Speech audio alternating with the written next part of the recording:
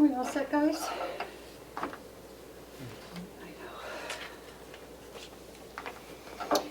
Okay, we will call to order the Commissioners' meeting of April 7th, 2021 at 9:20, sorry.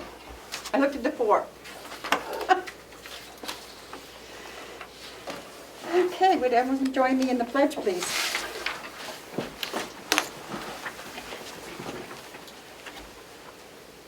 I pledge Allegiance to the flag of the United States of America and to the republic for which it stands, one nation, under God, indivisible, with liberty and justice for all.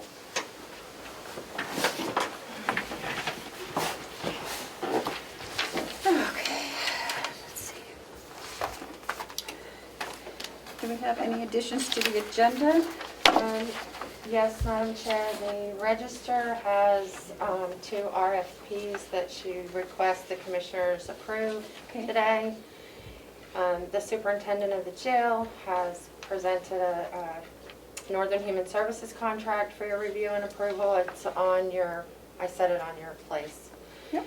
And then the Victim Witness Advocate has, she needs authorization for the chair to sign the Victim Witness Grant application, the annual renewal of that. But she has an appointment this morning and she won't be back until closer to noon, so. Okay. Do we have any non-publics? Yep, I have a request for 3 non-publics. I believe the chair wanted Right. a non-public under C. The superintendent would like one under A and C. And then we have another one under C, requested by a staff member regarding an abatement of a tax. An abatement of tax? Yes. The water bill thing. Gotcha. A water bill Okay. issue. And Yep. that's under A. Yes. Okay, will we do ours last? The one that I requested we can do last? Yep, and I did reach out to the people that you had wished to attend that, and Yep. they actually requested that we could do it later on since they are working on Yep. payroll and other things this morning. Yep. Okay, thank you. Perfect. So that first non-public session under number 8 on the agenda, I can just skip over that then. Oh, okay. Okay. Or when is the superintendent coming over? Can he do his, doesn't he have something else today? Yeah, he has something under other business, the MOU with Starting Point. Yeah. So maybe we could do it Do them together? at the same time The same and save time. him a trip. or- Okay, yeah, Yeah. save him the trip, perfect. Okay. Approval of the March 31st minutes. Has everybody had a chance to read them? Yeah. No, you haven't, I can tell. No, I read them. I don't have any recommended changes, so. Okay, I'd like to make a motion to Okay. approve the minutes from March 31st. Kim, do you want to do it, or do you need time? We can do No, it next I week. read it. I'll second the motion. Okay, all those in favor, say aye. Aye? Aye. So Madam Chair, I have the March 31st minutes for signature, and then I also have other sets of minutes that you voted to approve, but they haven't been signed. If I Okay. could pass those down at the same time.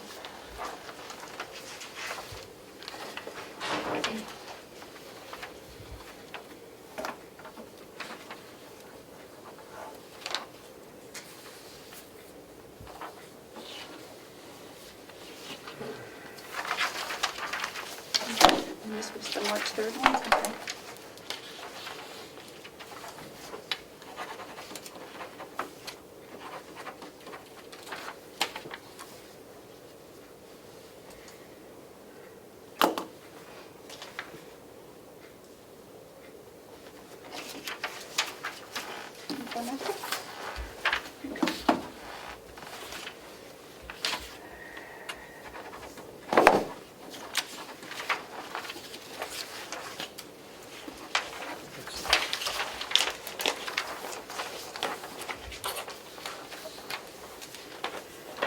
Okay.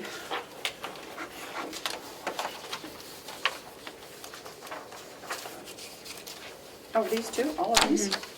Graham. We voted to approve them, but we didn't have one for signature. Okay.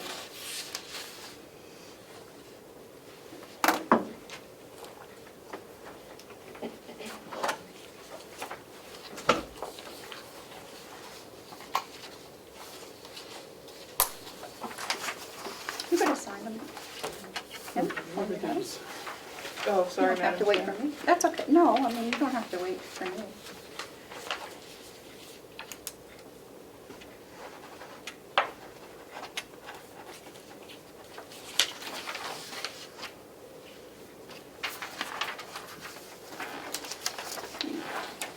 Thank you.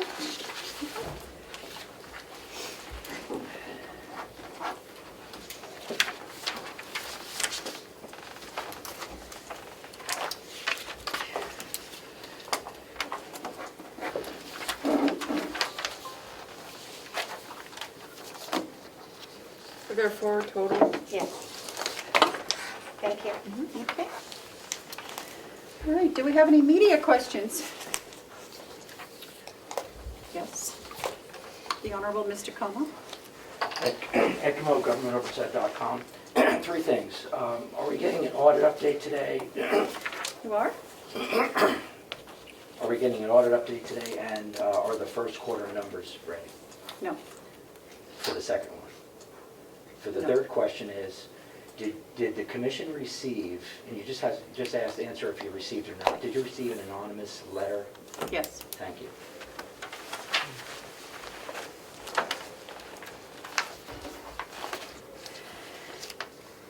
Well, I should qualify that. Are you talking about a packet or just a letter? A packet and a letter. Yes. Thank you. Okay. Is there any public input? There's nothing on the chat. Okay.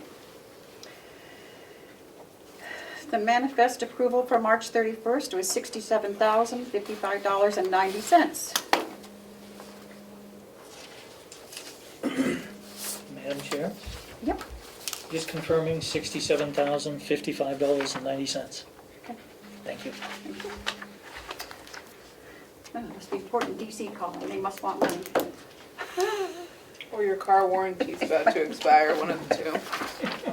Yeah, I know. Okay. So we have department head report. Director of Maintenance, Bob Murray. Bob? Can you hear us? Oh, there he is. Bob has given us I a can. sheet. Good morning, Commissioners. Good Good morning. morning. I assume you're going to be doing the non-public after? Okay. Well, thank you. We survived winter. Thanks to Will. Yeah, well, the knock on wood, I hope we don't get any more snow. Yeah. Still April, not out of the woods yet. I want to just thank Will and his crew for keeping Mountain View and the parking lots clear. Everything cleared. They did a good job. We had help due to the lack of inmates, but Will and his crew once again did a good job.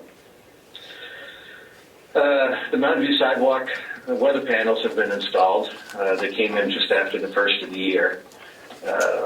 They've been working out really well, keeping any snow that we did get pretty much out. Staff, visitors, and residents alike are enjoying that new protected area. The Mountain View bus was ordered last December. We expect delivery this month. Our recreation crew is very excited about that. Now that the budget is passed, we're switching gears to initiate projects that were approved. We'll be talking about RFPs, a couple of RFPs that I'm presenting right after this. The administration building boiler room door has been replaced. Oh, good. Yeah, long overdue. Came out well. Bob 3 will be painting that this summer, I'm sure. At Mountain View, we're recruiting for first shift housekeeper, laundry aide, and second shift maintenance painter position. The Mountain View maintenance and housekeeping staff, we're still staying on top of vacant rooms. As a resident leaves for whatever reason, we always have to go in and do some touch-ups and make sure that it's ready for the next occupant.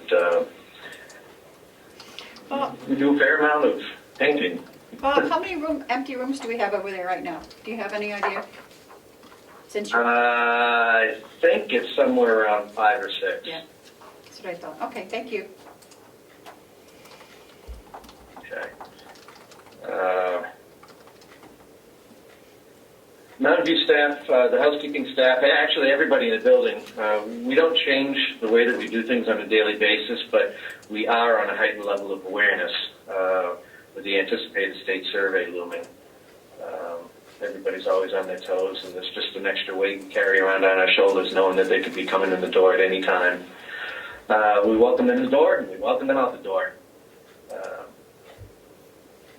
But we all continue to do what we do on a daily basis all year round. Let's see, the Mountain View maintenance staff, again, we've been assisting John, our IT vendor, any way that we can with IT happenings inside the building. We just we try to keep people out of the building that don't need to be in there. COVID. The Mountain View and the DOC internal fiber optic upgrade. We've been trying to get that done since last December. We've had it scheduled a couple times and canceled it for one reason or another. It's supposed to, again, commence this week, so I'll be looking forward to getting that done. The upgrades to the Mountain View security camera system and additional card swipe door locks, that's on the radar to be installed in the next month or so.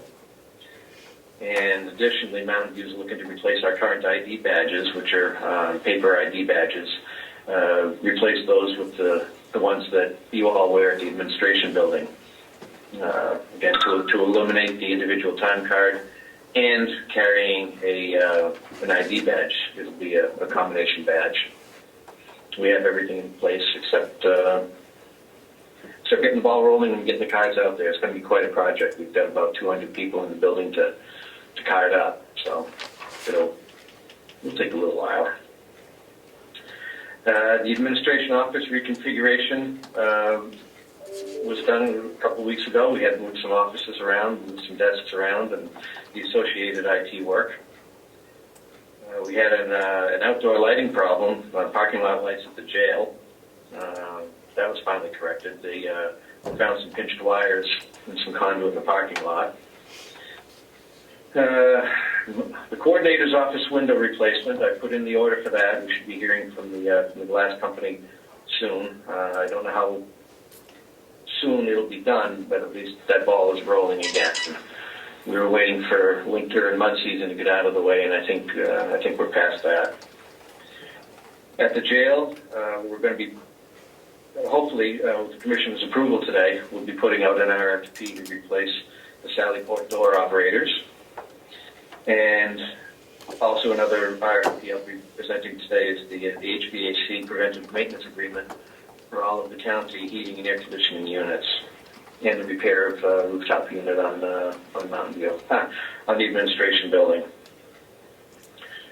So that and a million other things we do on a daily basis, we're busy. Thank you, Bob. I have a couple of questions for you. On our ID badges, do they also record when people are coming in the building and which offices they're going to and the time and who it is? Do you get that information, or is that not available? It's not readily available. I have access to it, but it's not readily available. You have to log into the system. And that information is recorded as someone uses their card to open a door. Okay. If the door's already unlocked, naturally you're not going to use your card, but if you have to pass through a locked door with a card, it records that passage. Okay. The other question I have, Bob, is I think that all three of us, could you, when it's convenient for you, give us a list of who has access to what offices in this building? Is that possible for you to do? Yeah, absolutely. Okay, that would be good. Yeah, I'll have to, I don't have a list per per department, per name, I have to look at everybody individually and look at their permissions, Okay, but I can come up with a list. okay, I can say there's, when you have time, we would greatly appreciate that. Sure. Okay, thank you. Okay. Commissioner Tesaro, you have any questions for Well, that's Mr. Murray? essentially it for my report. Okay, no? I have no questions. Yeah, I had a quick Sure. question. Bob, thank you for the tour in the annex building. That was very enlightening. We do have money in the budget to begin the process of studying that and determining what to do with that building. But my understanding is there was a proposal on the table from the past delegation. Do we, with actual numbers that, Right. you know, Well, not the delegation, it was from the committee.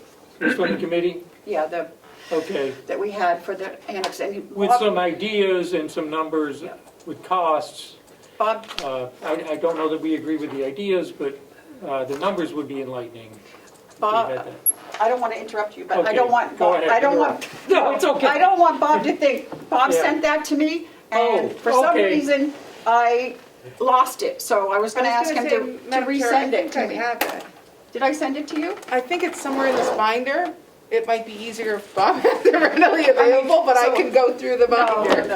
No. Because I looked at it, I No, read I it, can easily resend it. and so I don't know I can whether easily resend it. And I know it was around But please $1,800. remember- Yeah. No. It was around 18, for 1.8, right, million, somewhere's around there. Yeah, but please remember, Yeah. that is just that's not even a proposal. No, That was just just a a- square foot What- ballpark number based on all the bells and whistles, everything that we could possibly want in a remodel over here. They didn't spend a lot of time crunching numbers and coming up with a design. It was a basic sketch. We gave them a basic idea. What if we did this and what if we did that? And they drew some lines on a set of plans and came up with a square foot number. And that was solely just to give us an idea of what a remodel could cost us. It is not a proposal by any stretch of the imagination. It needs a lot more work. Right, Yeah. right. I would appreciate that if you'd send it back out, Bob, thank you. Absolutely. Sorry, I just didn't want you to think that No, Bob that's all. didn't send it, because he And I did. understand, and it probably was based on ideas and uses for the annex that we're not going to be pursuing. So that will change, but I think it would be helpful just to sort of see a ballpark, I changed my mind. Can I ask a follow-up question? so. Absolutely. Commissioner, sorry? Thank you, Madam Chair. Bob, one question. When you say it needs work, who needs to do the next step? Is it us giving someone a clear vision of the use, or is it getting the architect to actually come in, or is it what do we need to do next? Now, your first thing, you hit the nail on the head. The next step in the process is us. Yep. Solidifying a vision, solidifying what we want the architect to do for us. Otherwise, you start throwing ideas at an architect, the time he invests in it will start adding up quickly.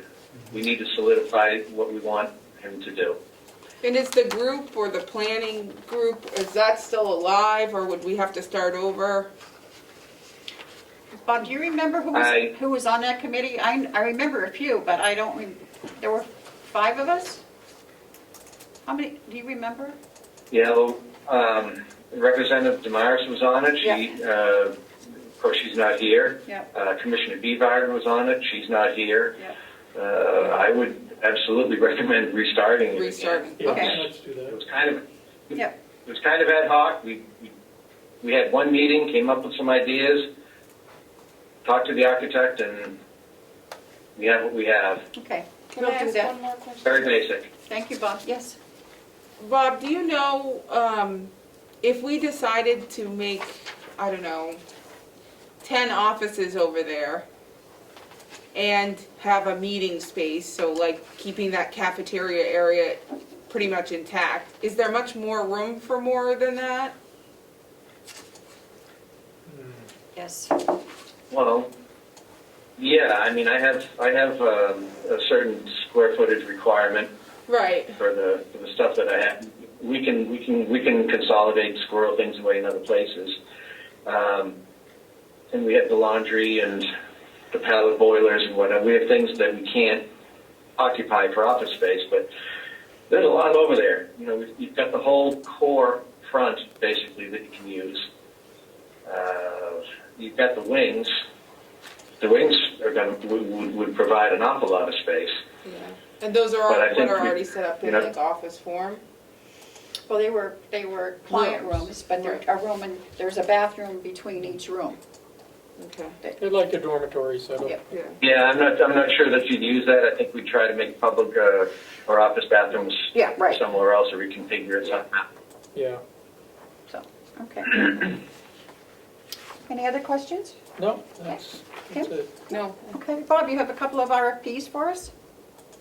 I do. Okay. I do. The first one is the seasonal HVAC maintenance and the administration RTU repair, the rooftop unit repair.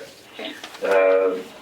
Have you all had a chance to review the RFP? I have not. Except I did note the first, right at the very first line, there seems to be a typo. You might want to fix that. Looking at this one? Okay. RPF should be RFP. Other Oh, than that, I okay. haven't reviewed Got it. it. Yeah, okay. Do we want And I know we've got a couple of attorneys on the board now, so should we do you know, this I now? would appreciate your scrutiny with this RFP, and I would entertain adding anything that you want me to add.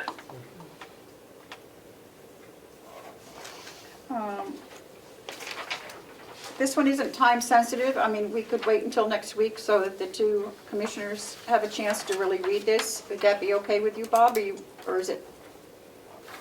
Well, it's only time sensitive in that I want to get this done as soon as possible. Warm weather is going to be here before we know it. That rooftop unit needs to be repaired, and I want to get that thing functional before the hot weather hits. And it'll take some time. So yeah, I wouldn't want to extend it out any more than another week. But yes, please feel free to review it and Would you talk like to about do this this again next week, Matthew? We could do it next week. Kim? I looked at it. Yeah. It was sent to me, so Yep. I'm good with it. Yep. I could, Have to say I wasn't scrutinizing it.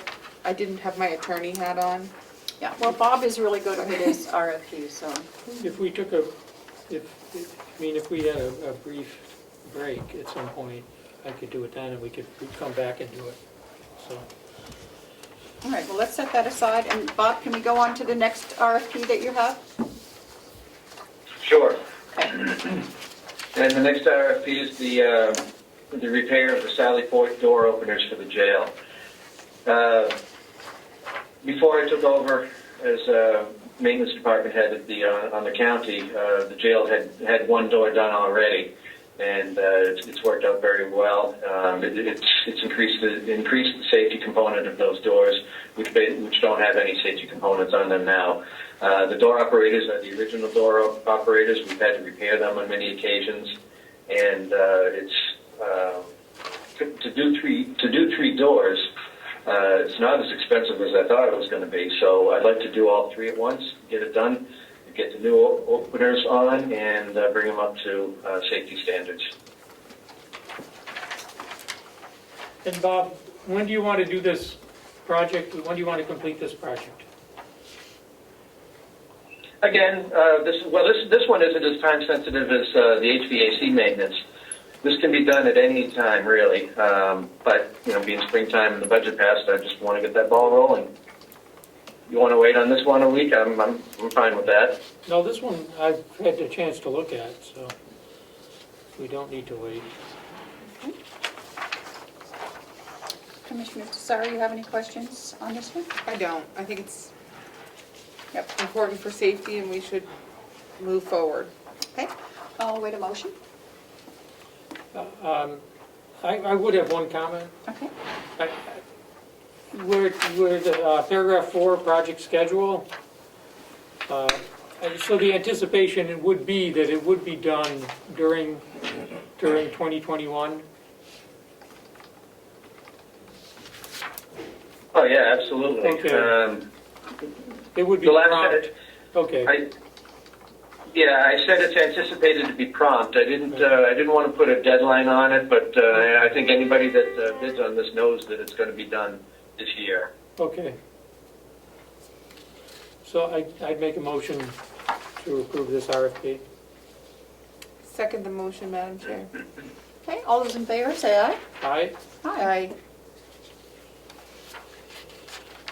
Thank you. And, And are we going to, go ahead. Bob, Matthew said if he takes a break at some point, he'll read this and then we can get it back to you today, maybe. The RFP. for That'd be the other- fantastic. Okay. Thank you. Bob, one question, if I may. Yes. You're looking for an annual you're looking just to do a contract for 1 year on the HVAC maintenance? Well, I like to entertain multiple years because you get a better price when you do multiple years. Okay. But I always want to include an out, a 30-day out, that if for some reason we need to separate our ways, we have the option to do that. It'll be a non-renewable annual contract, I mean, at the end of the term. But I do like to entertain multiple years for better pricing. Okay. I think you have better opportunity to build loyalty with your vendors, which is very important, especially when it comes to HVAC maintenance. If you have something go down and you've got a good relationship with a company, you're going to get better service, better, faster service. Mm-hmm. But again, that 30-day out is very important. You need to be able to part company. I think it also helps having continuity from year to year, so whatever company you're using, Absolutely. they understand and they become familiar with the equipment and know its condition. So, Absolutely. okay. Okay. Bob, you have anything else for us? No, I don't. Thank you very much for your time. And hopefully Melissa will reach out to me later on today with the approval, with the go-ahead to move forward on the other one. Okay. Thank you. All right, have a good day. Okay. So, what's next? Okay. Joe. Okay. Joe, before you get started, I have a bunch of stuff for Hales that I just printed out. What is this?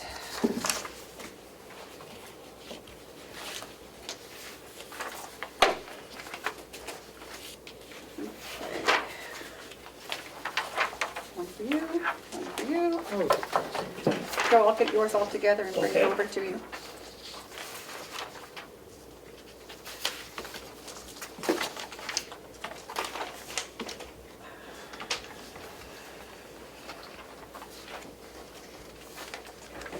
One for you, Thank you, Madam Chair.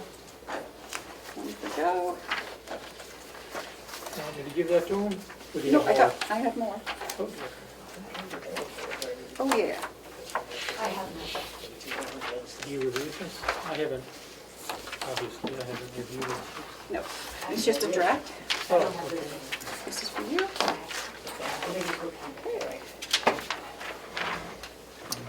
Okay, so, here you go, Joe. Here. There you go. Is this it? No, that's mine. Oh. Yeah, I'll hold on to that. And hold on. I'm gonna need to review that. This is from Denise.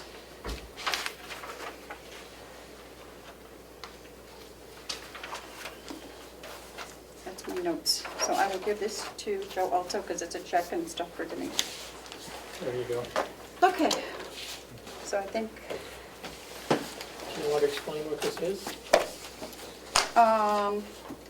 the first one is from Bonnie from Batchelder.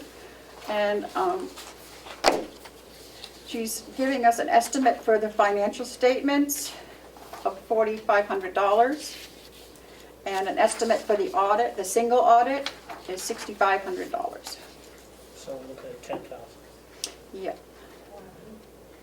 So, Actually, Yeah, 11,000.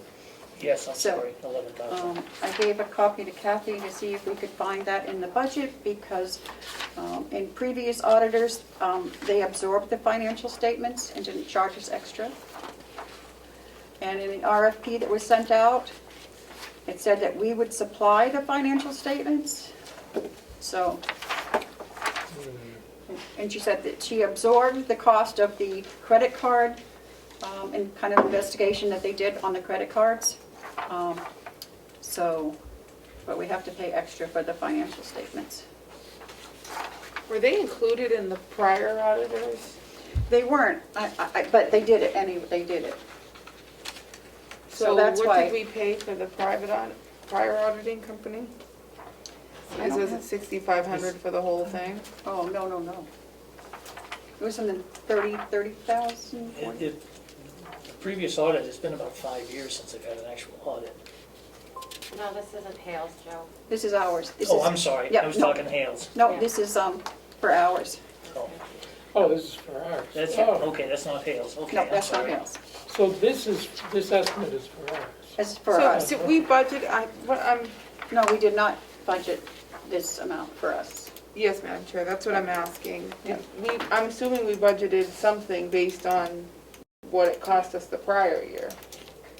Do we know what we budgeted? I don't remember the exact amount. Joe, you have the budget right there? Yeah, I let me can just help. look real quick. I think I have it here too, but I'm not sure which category that was under. Was it commissioners or something else? 41 Special of- fees? Yes. County auditors budgeted $45,050 45,000? and $50.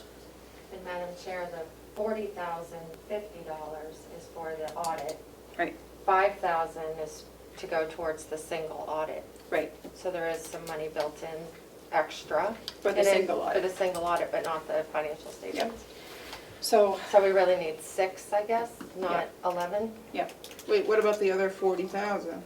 That's for the financial audit of 2020, the base audit. that was the base for the audit. They were awarded the RFP for $40,050 to do the 2020. So we're short 6,000. So Kathy's gonna look at that and see if she can come up with it somewhere. So that's all I had for us, and then, So, Madam Chair, may I ask another question? Sorry. So when we do the RFP next year for the we audit, have to make sure that the financial should be in it. And statements Yep, are included. right. Okay. And then at that time, we would get the bids back with the financial statement Included. included. Okay. And then, Joe, we have the Hales location draft Yes, audit, if everybody wants to, have that for whenever. I'd like to, I'll have some time to review Oh, this yeah. for next week's So, meeting. yep. And then what else? When is our next Hales meeting, Madam Chair? Sorry. It's usually the first Wednesday of the month, but we can do this, we can do it sooner. Okay. Do we have to post it? For Hales? Yeah. We always post it. So if we're gonna do it next week, we'll have Melissa post it as a meeting like we usually do. Yep. So we're gonna table this for next week? Yeah. Well, and then, Joe, this also was the, you got a copy of this one too? Yeah, the letter. Okay. Yep. So if you wanna discuss any of that, Joe, go right ahead. This is the letter, huh? Yep.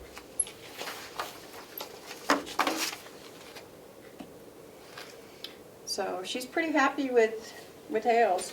Yeah. No problems. So as soon as we look at that and okay it, it'll be done. I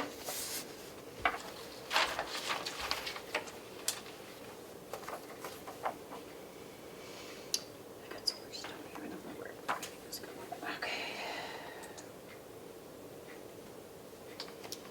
And as far as the 220 audit for us, I don't know if you have, it's right on schedule. Bonnie's been sending me everything, and I've been sending it to Lino, and I believe you, Joe, right? I haven't gotten anything for a while, have I? Have I sent it to you? I think you did, yes, Okay, Madam Chair. yep.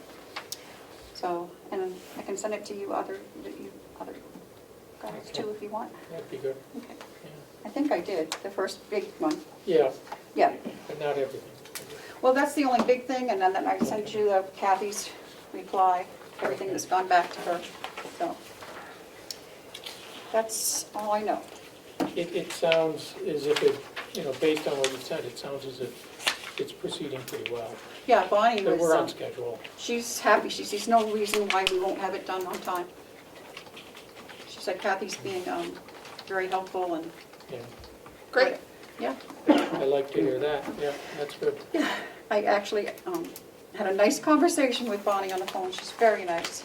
And I asked her if she, Good. I asked her if she had anybody in her office that wanted to move to New Hampshire. She said, nice try. Yeah, Yeah. can't blame a gal for trying. It's good that it's proceeding smoothly and it's, Yep. it's certainly going to be on time this year and, As I understand it, that, Kathy's having not a lot of problems, but they're asking for different stuff than the previous sure, auditors, so, that's good. yeah, so. But Bonnie said, no, everything's according to schedule, so, Yeah. Good. good. So just to recap, we did close the books End of February. officially Officially, the end of February. end of February, so the audit is due by the end of June. Yep. It looks, and And we're on track. Yep. that's, Hopefully, we might even have it done before then. I mean, they did it, of course, there's not much, a lot of difference between Hales and the county, but, Yep. Hales? yep. What do we have to do with that, Joe? This is just a notification. I want the selectmen/commissioners to be aware about a form that the tax collector has to fill out. I also have her check here for signing and her job description. There's 3 copies of the duties that she's done okay. for each. You want to look through it? Yep, I already did, because Oh, she you dropped did? it off. Yep, Okay. here. So, Did you keep the one copy of her I'll keep the duties? copy of her duties. Yep, of what she did this month, yep. She's, there you go. Do you want to look at that stuff?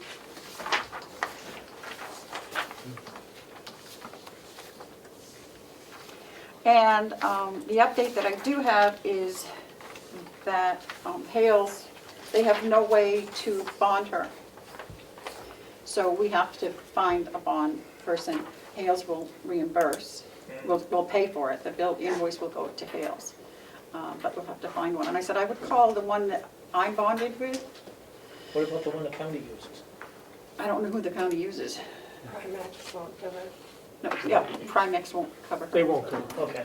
unless she's an employee. I'm covered by one in Portsmouth on my own because Yes. of my sister-in-law. Yep. I do all So- her financials. So we need to find somebody that will bond it then. Right. An individual. And we don't, she's, the most that she would think that she would ever deal with is like $350,000. Yeah. So I said, well, if we cover her for 400, then we're covered no matter what. Would it happen that she could work under my signature? Because I'm bonded. No, because she's tax, she has to do it because she's a tax collector. That's Okay. why she has to be bonded. Yeah, Yep. okay. Doesn't have anything to do with, It's in the RSA, yeah. Yeah.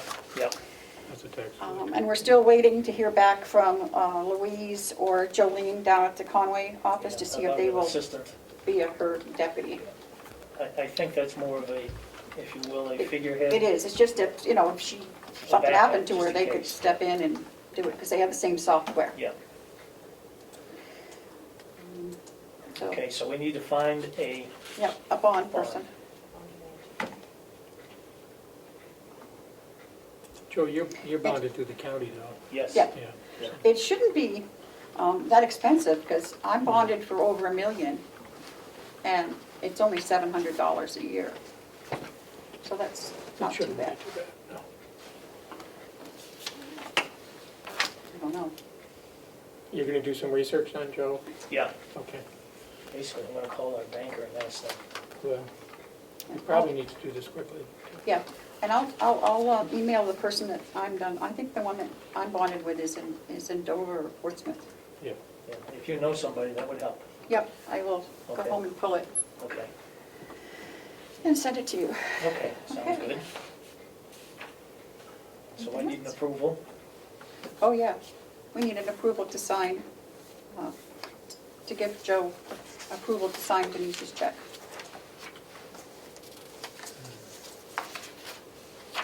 It's for the, It's for her the pay. summary. Yeah. Yep. She gets 1,000. Sure, I would make a motion to sign that, Okay. give Joe approval to sign that check. Seconded. All those in favor, say aye. Aye. Is she gonna pick that up from you, Terry, or? Yep, she will. It just makes it easier because she goes right by my house. Madam Chair, I'm not hearing you vote. I said it just makes it easier because she goes right by my house. No, So I didn't she, hear you vote. oh, I said aye. Thank you. Why don't you guys initial that bill? You know, But I'm wondering if, since we're pretty much really, generally, the only ones that are in this room for our meetings, if we spread out on a long, I don't know, this is probably longer than those, if we could not wear our masks. how long is this table? We've all had our shots, our 2 weeks are over. Looks like 12 feet. Let's see. Well, even if one had to sit there, two here, I mean, we have the cameras. I don't know if that would be appropriate, I'm just asking the question. You want to initial? Chris, do you have any input on that? It's in the minutes, so it's fine. Yeah, but there's a method where we have to have the commissioners / selectmen sign the bills. Yeah. Oh, okay. Has everybody been vaccinated and gone through the 2 weeks after? No. Me? No. I have as well. Ed? No. Well, then, I haven't. Ed, you We have should to. then. I have. Joe has. Yeah, You so you can have. give I that to have. Terry. Chris has. Oh, yeah. Chris has. Ed. Against my religion. Oh, I need the tax collector piece. Oh, I respect religious exemptions, I believe. Thank you. and I'm gonna put one of these in Is that there the for her check? too, You got so the she'll check? have. Yep. She gave you the check then. Yep. And I'll put one of these, all of these in there for her too, so that she has copies. Wait, I think the issue is treasurer needs the invoice. I got the, No, he just needs that, right? no, He needs the invoice? yeah, I do need the invoice, I'm sorry. He that you can. signed. You don't need the invoice. And then Madam Chair will take just the check. Thank you. Okay. Okay.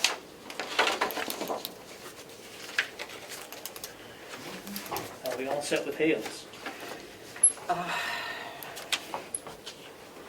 You have anything else, Joe? I don't, I don't for Hales, but I do otherwise. okay.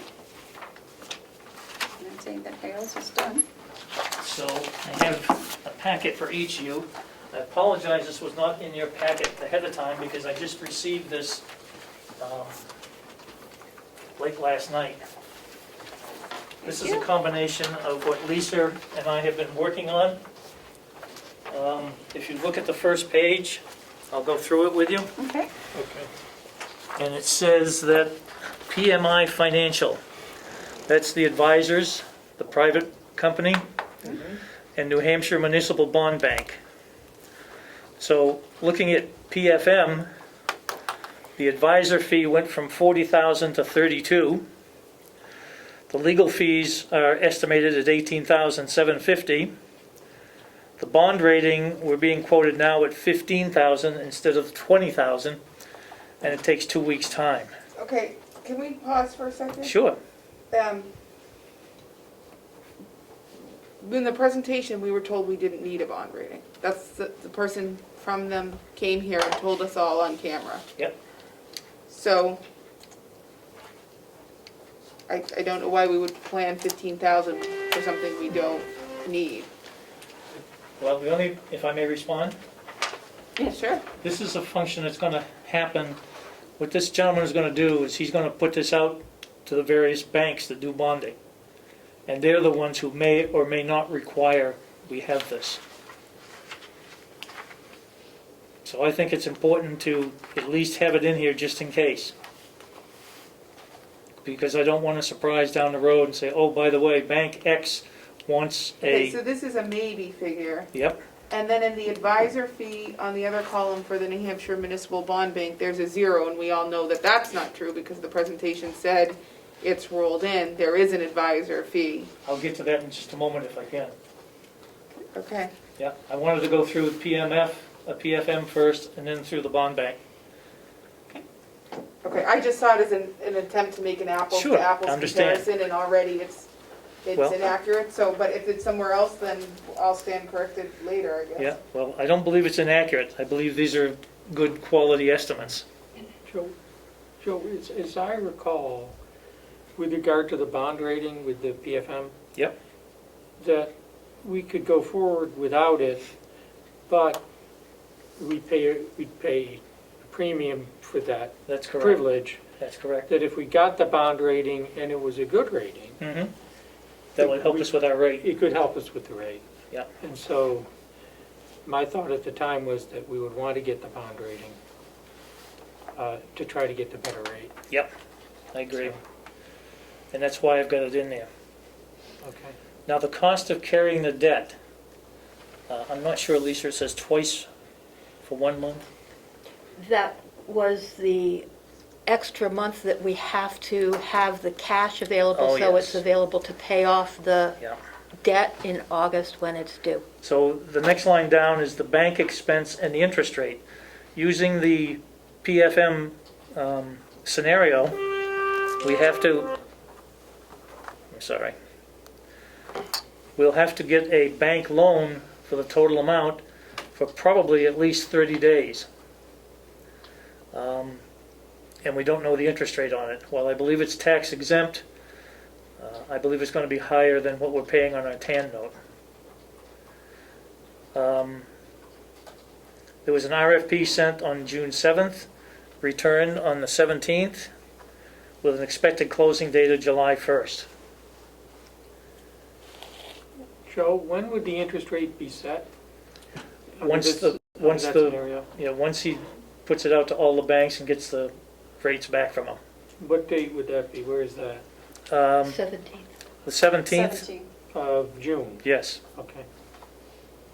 And to me, you're dealing with an unknown there because the rates are increasing on a daily basis. Yeah, that's more than 2 months away. But why do we have to wait till June to send out the RFP? It's a function of the work he's got to do. We've got the RFPs going out in June. We also have to have a, I don't want to call it a commitment letter, but it's a engagement letter, thank you. I'm going to need that with either one of them anyway, but my point is, they have to have the time to do their work out there and to be able to get all the estimates back from wherever they're going to go to. I just don't know why we'd wait till June to send out the RFP. They have their whole timeline that they've sent us in a formal proposal, and these are their dates and their figures. Okay. I don't But think- I understand it to be that was the proposal based off the information we provided them. That's what they came here and said. So, for instance, if you got them the application sooner, they could do this work sooner, because they're not waiting for one big sale, they're, I don't know, Joe just got the letter from them the other day. I just got it yesterday. I don't think that included it. Do you think it'd be worthwhile asking them if they could accelerate the schedule? I don't know that it's relevant, because my preference would be to go with the New Hampshire Bond Bank. My concern is the appearance that we as a board have pushed the bond bank and have not fully evaluated this other offer. It has been, over the past 3 months, everybody has continued to say that. It wasn't even until last week that we even reached out to this other company. I don't think that that's an unfair statement. The treasurer could be quoted a number of times saying it, Commissioner Platt could be quoted a number of times saying it. We're talking about a very large sum of money, and I just want to make sure we've done our due diligence. We've been whacked a number of times by not looking at the other option and going what we think with is the better deal, and then it blows up in our face. We had meetings, and I just want to make sure it's all on the table. Now, I am a proponent of using the bond bank, but I have not seen fair, what I feel to be fair proposals from the two, and that is my concern for the benefit of the record, and I'm sorry, Madam Chair. And when will the interest rate be set with the bond bank? We've got the rate right now. What is So, it? if I can go away from Yep. PFM for a moment, and then I'll go to the bond bank. Please. The advisor fee says 0. The legal for the deeds transactions, $87.50. For the nursing home is $10,000. So that's No the- bond rating fee. This is the fee that would fall under the advisory fee. New Hampshire Municipal Bond Bank charges 10 basis points added to the rate. There's 100 basis points and 1% of interest. So they're charging 1/10 of 1% interest. And what I did, if you look at page 3, you'll see the calculation for where we are right now with the nursing home. And you'll see the remaining total interest at 2.488 million.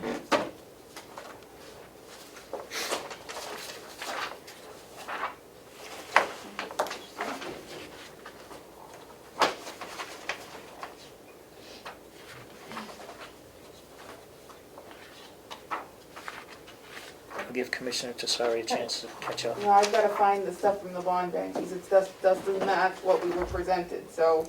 I'm Now I've gotta I'm find showing, the- wait a minute, that has nothing to do with the bond bank, that's what we're paying currently, I gotcha. okay? So the next page is the entire 15 million over a 10-year term, and you can see the interest is 1.234 million. So it does make, and the rate is at 159.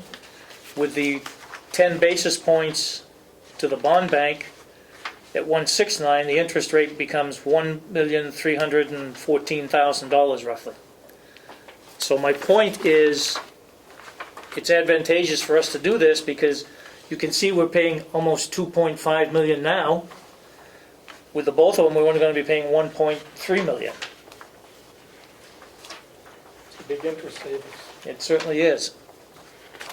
So that takes me back to page 1. And if we do the bond bank, the loan agreement's due with 4 signatures in hand, 4 original certificates of vote by 4:30 on April 21st. The rates are rising. Financial advisors say it's not going to get any better if we wait. It might not be worth the refund bond position, meaning the rates aren't going to be as attractive as they are currently.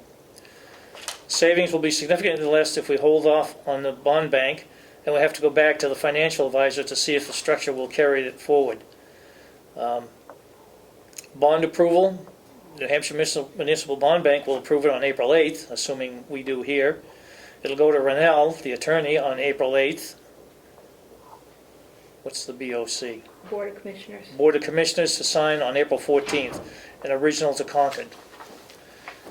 If you go to page 2, this is what the bond bank is showing for the time frame for this. And the reason they're pushing to do this now is this is part of a bigger package that they're putting together. And I'm in favor of doing that. I apologize, but I don't think there's a way to get an interest rate out of PFM until he talks to all the people that are going to be financing.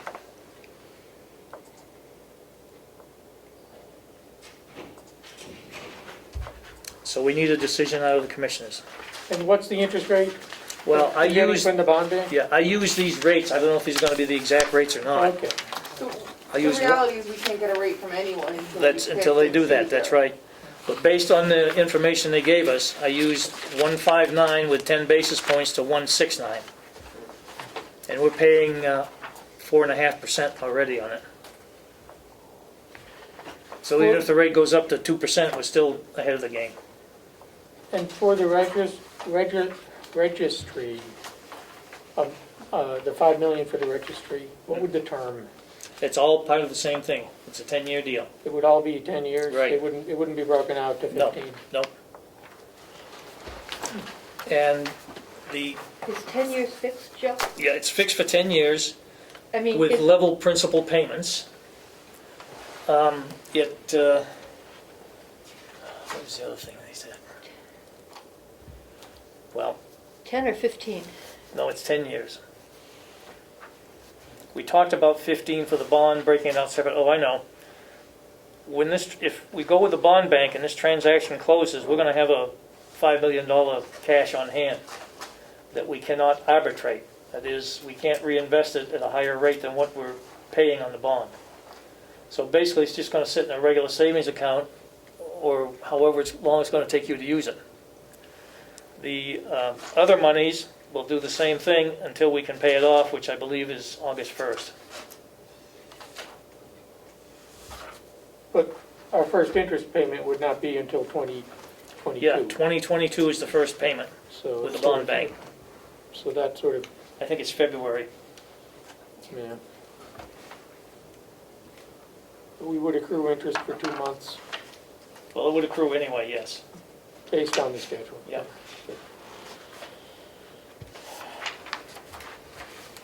But at a lower rate than if we wait 2 months That's correct. to actually make the sale. That's correct. I thought I'd miss CFO Cullen. I cannot find the number, Madam Chair. Really, I could go downstairs and get it. So I'm looking at the packet that we received when they had the two presentations. There was a fee with the bond bank that is spread out by the number, and they can't give you an exact number of what that issuing fee will be because it's spread across the number of participants in the sale. And she estimated it to me yesterday. Right, to and be said something. It would be, 10 basis points. 10 basis 1/10 of points. 1%. that's the estimate. But that wasn't the number we were quoted. We were quoted when we were given this something like $30,000 or $40,000, which was similar to the advisor fee for PFM. Well, we've got an exact number now at 18,750, and it's 1/10 of 1% going forward. I don't think we have the number, the cost of the bank fees from going through PFM advisors. That figure of their cost is their advisor fee. Right, but there was also an advisor fee with the New Hampshire Bond Bank, and we were quoted a similar number. It's all rolled into that 10 basis points according to what I was told So what would yesterday. that 10 basis points be on? If you look at the charts that are attached, you can see what it is. I don't understand why I can't just get a number from somebody. They gave me a number. Does anybody dispute that it was like, we were all sitting in the same presentation? Help me out, Commissioner Platch, like, I remember there was a number. What is the question though is, what is the 10 basis points amount to? You What's look the at the exact difference, number you there? look at the difference here, because the base rate I used was 159, Yeah. okay? And with the 10 basis points, you can see the interest rate has increased, as does the repayment. no, I mean, I don't think it ultimately changes my And what's the decision. total, so what's the total I'd amount? like the Of the 10 people to basis have the facts. 313 minus Wait a second. 234 Can you talk approximately. one at a time, please? Oops, sorry. Wait a minute, I'll give you the difference. 79,000. Yep, Over 10 over the- years. Over 10 years. So are we saying the advisor fee is 79,000? Over 10 years, yes. But it's Over 10 years. 79,000. Yeah. But you're getting a rate better today than 2 months from now, too. I understand that, but we're trying to get to an apples to apples comparison. I just want to make sure everybody has the numbers. Yep. That's all I'm trying to do. Yep. You And can't based on the really get to information the- we've got, that's why I did these pie charts for you.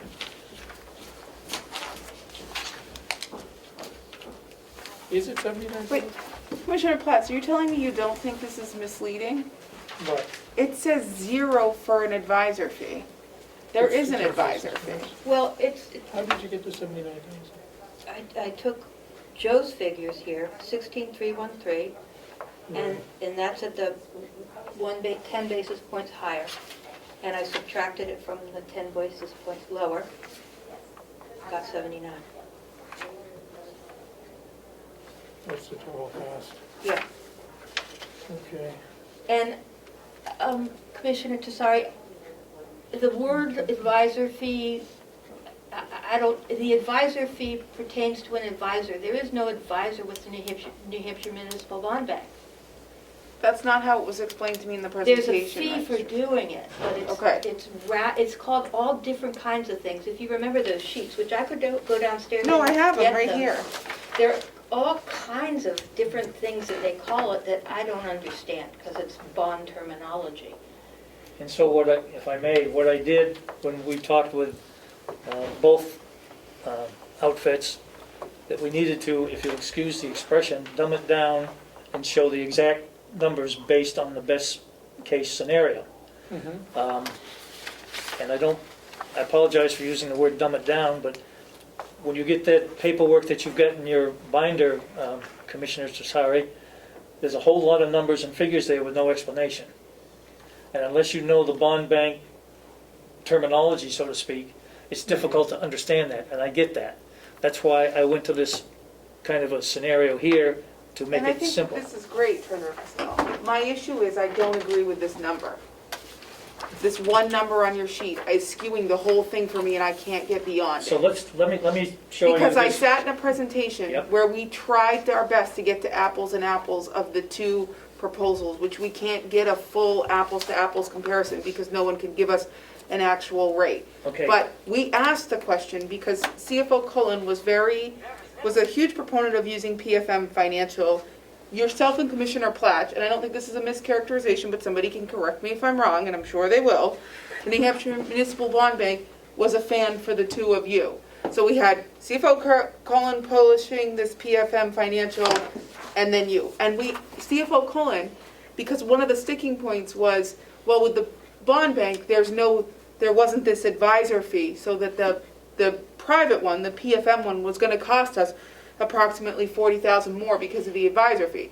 When we asked Renelle, she said that's not exactly true because the bond bank also has these fees. They're just spread out by the number of people over the course of the loan. So I think to say that there isn't this $79,000 fee in this column that we are going to have skews the numbers. Now again, I will say I am a proponent of the New Hampshire Bond Bank.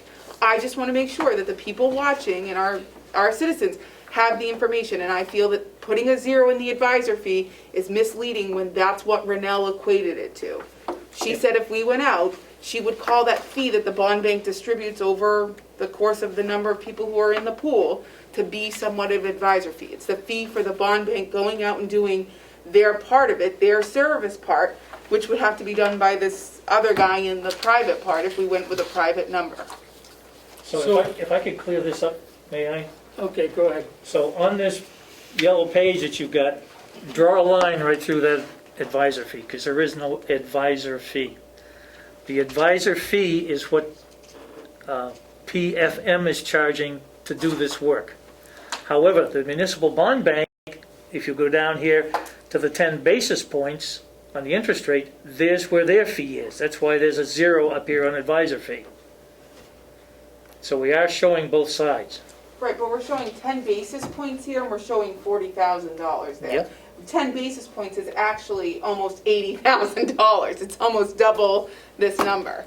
But that's a higher number, and I understand that. I'm not disputing that.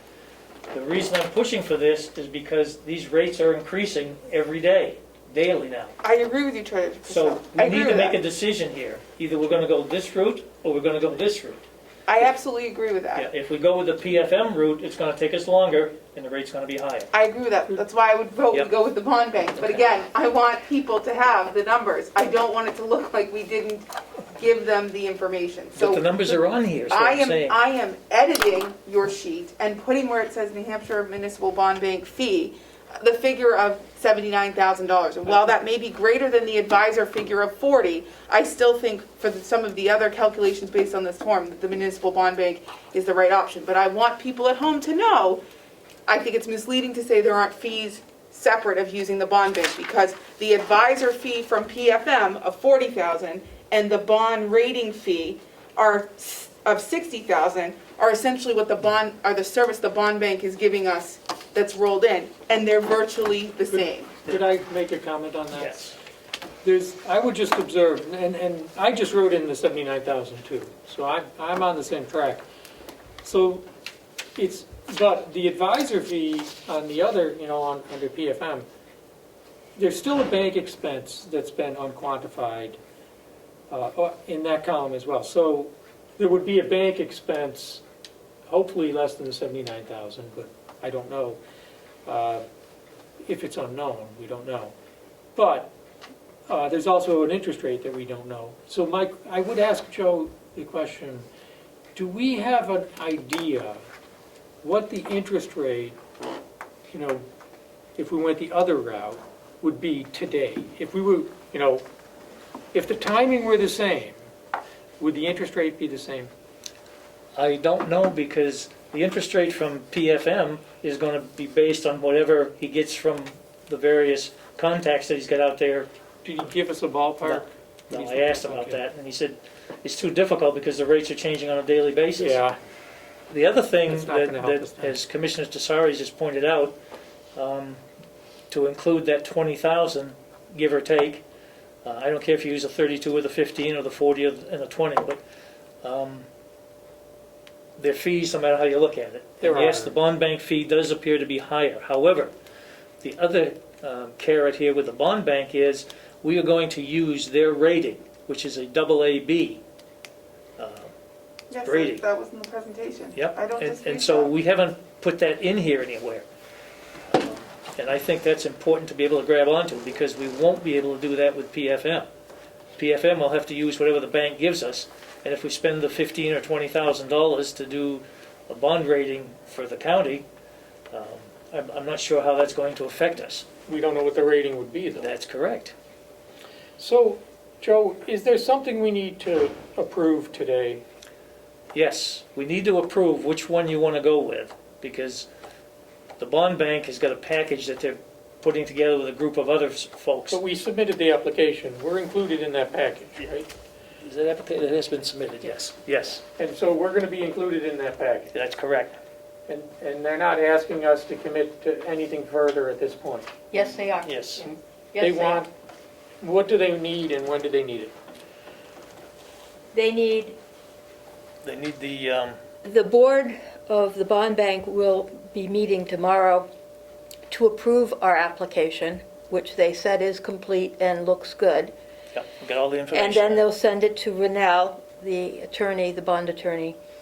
And then she will send you 4 original papers to sign of 2 different documents. The signature needs to be the loan agreement signature, and the certificate of vote, the vote, which is what we need, needs to be returned 4 originals by 4:30 on April 21st. Okay, so we could do this next week. You could do it next week. So if you sign all those documents and have them in hand next week and sign them, and then we can get them down there before the 21st, that's the deadline for the bond bank. Because today's the 7th. But they're going to meet tomorrow to approve our application. Sure. It would be nice if they're going to approve our application to give them the go-ahead too, which is why I'm pushing to get a vote on this today. But their schedule isn't gonna change even if we did the vote today. Except that they're moving it forward a lot quicker than what we have with the other operation. Yes, but we already have that schedule. The schedule's gonna remain the same, the Yes. 21st. When I spoke with her at the, at the bond bank, she had said that you'd have to commit by the 21st. So we have until the 21st to commit, and so we could do this next week, is And what I'm thinking. Madam Chair, if I might? Yep. The vote for approving the loan agreement and signing the certificate of vote has to be noticed on your agenda, so I have to do a public notice that Oh, that's going so to we take can't do it place. today You can't anyway. do it today We anyway. could not do, well, we don't have the agreement, though. I mean, we don't have That's anything right. back from the bond bank yet. So, So if they vote on this today, More. tomorrow, okay, so we need a 7-day notice? Because our next meeting would be The 14th. the 14th, and then the 21st, we need to, it's only a 24-hour notice, but it does have to be publicly noticed. okay, that it's you're only going- 24 hours, Yes. okay, Yeah. so, It does, if I may, it does say all legal information due to the bond counsel by April 9th. I believe we have all that in there. Was it all in there? The Okay, legal information, yeah. okay. Madam Chair, can I ask another question? Yes. With the bank expense and the interest rate, those are unknown numbers. Do we not have to carry over any of the loan if we go with the bond bank? Because we can't pay off our current bond on the Mountain View one until July, is that correct? I Or believe it's is it August August? So, do So we, yes, we're gonna be paying double interest for a short period of time. 2 months. no matter who we go with? No. No. If the bond bank one goes through and we accept their rate, the money will be very forthcoming after the bond is issued, and that date would be, It's on this form, isn't it? it's May 27th. Yes. And so then we would have the cash to have that payment made August 1st. Carry interest for 2 months. Yeah, we wouldn't have to borrow the interest with, like we And would. we don't know if PFM can do that. No. But if we waited till the next issue of the bond bank, we would have to borrow money for a 1-month loan to pay off the nursing home bond before we get the money from the next issue of the bond bank. So they're doing a special Right.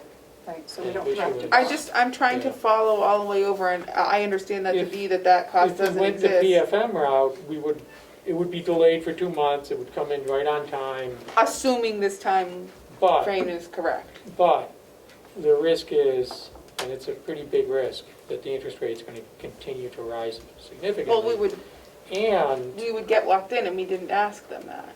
No, they won't Well, lock No, you they in. won't lock They won't lock you in until they get all the information back from the investors. A bond works differently than a mortgage. Everything is unknown, and then they take it out and ask for people to buy. I'm just going by what the bond presentators came and told us, because that's what I know about bonds. So like, we had them here for the purposes of giving us information. I'm just going off what they told us, which is, once we had put it in, that then they could give us a number, and that was the benefit of going with a private one, was we would be locked in. With the bond bank, we have to wait until they do the issuance. That's what they told us the benefit of it was. So that's what I know about bonds, because that's what the experts came here and told us. Well, I'm not sure, I was here at that meeting too, but I'm not sure that the private sector can, once you've applied, I'm not sure they can give you the rate until they go out in the marketplace and see what they're gonna get. they have to try to sell it. Yeah. So, I think there are some risks with the private, and I know you're in agreement. Right, I just want to make So sure let's we just go fully through 'em. fleshed it out and, Yeah. and, Let's And just match flesh them out up. the risks, which are, we don't know what our bond rating would come in at. It would take at least 2 weeks to get a bond rating if we were ready to go today. Yep. We don't know what it would come in at. And if we went without the bond rating, we're gonna get a higher, we'll get a higher interest rate without a bond rating. And I think it would be significantly higher. But even with our own bond rating, we don't know that it's gonna be as good as what the bond bank gets, because they pool all these different Transactions. municipalities together. And it's all based on their rating anyway, so. And I believe, generally, all things being equal, you end up with a lower interest rate through the bond bank because of the nature of the issuance. I which think is a that's tax-free. true, but I think the sticking point for me left is that we haven't gone to PFM and asked them if they could move it up. Because when we originally looked at these plans, the bond bank wasn't gonna issue theirs until that later date, and no matter which company we went with, we were gonna have to carry that balance for approximately 30 days because of when the bond bank sale would come in and when PFM's sale would come in. The bond bank has said, we're gonna move it up because of interest rates, but we haven't gone back to PFM to see if they can move it up. But So- bond bank, if I may, the bond bank's not moving it up because of us.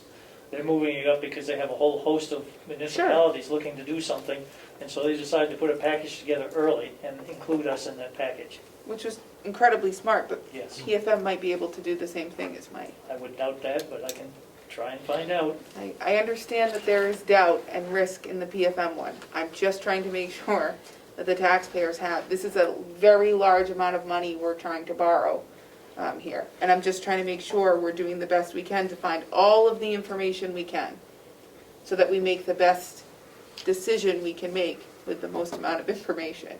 So if PFM could get one done in the same time frame as the bond bank, that would be a handy piece of information to know, especially when, on the face, the bond bank's fees look like they're higher. Now, I get that there is benefits to going with the bond bank, and I don't disagree with them.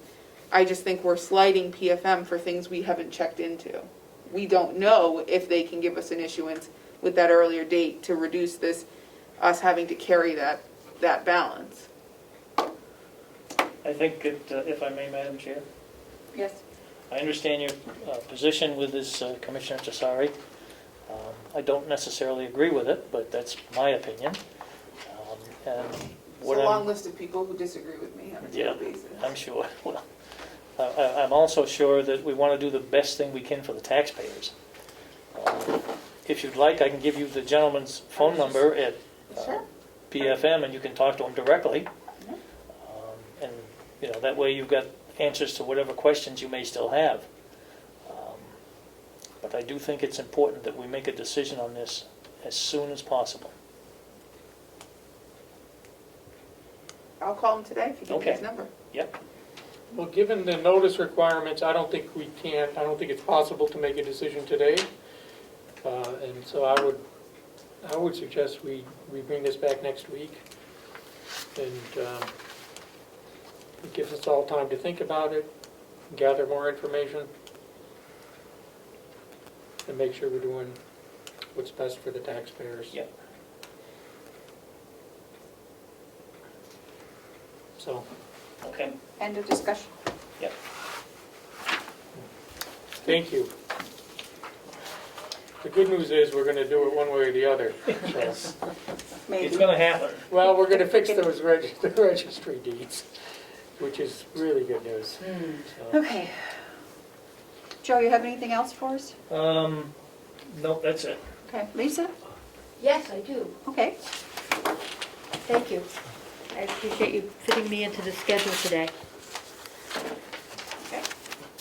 Glad to have I have 2 RFP proposals. Okay. One that is ready to go out, and it's a normal RFP request. Now that the budget has been approved, I feel the need to go forward with this pretty quickly. It's for the purchase of bookbinders to house our registry deeds.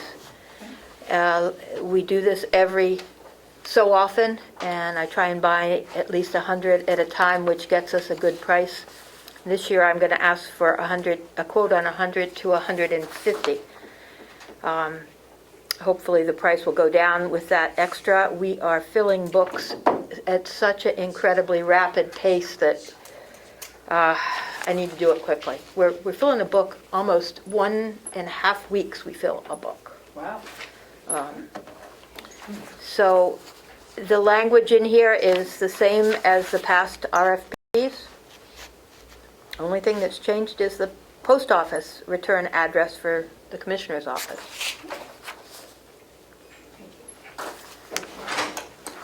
Mr. Fletcher, you have any questions? you have enough books to make it through No, currently We- until you can get these? I hope so. We have about 20, Okay. which gives us about 30 weeks, And when would these be delivered?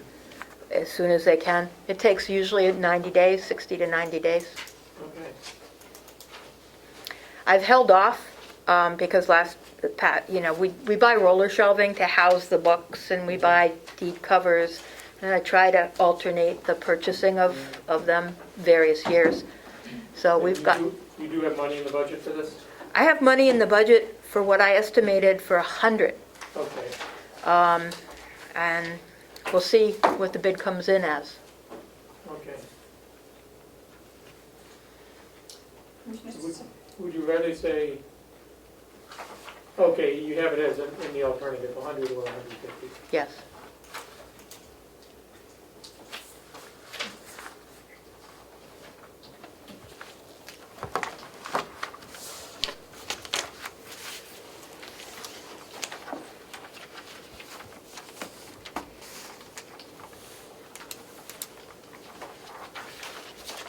May I, Madam Chair?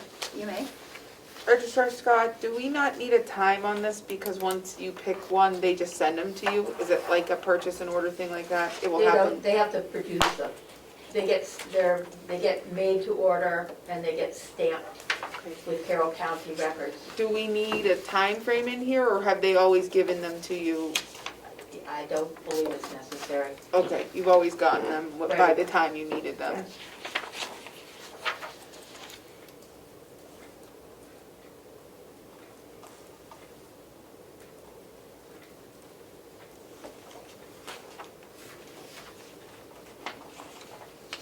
You could add, I could, well, it to says be here, delivered within 90 days of issuance of the purchase order. well, various people do it differently. I do have a timeline for the RFP to come back. It needs to be submitted here by the end of April. I just wanted to make sure if you were in a time crunch that you got them, but if you've never had an issue, then I haven't. Okay.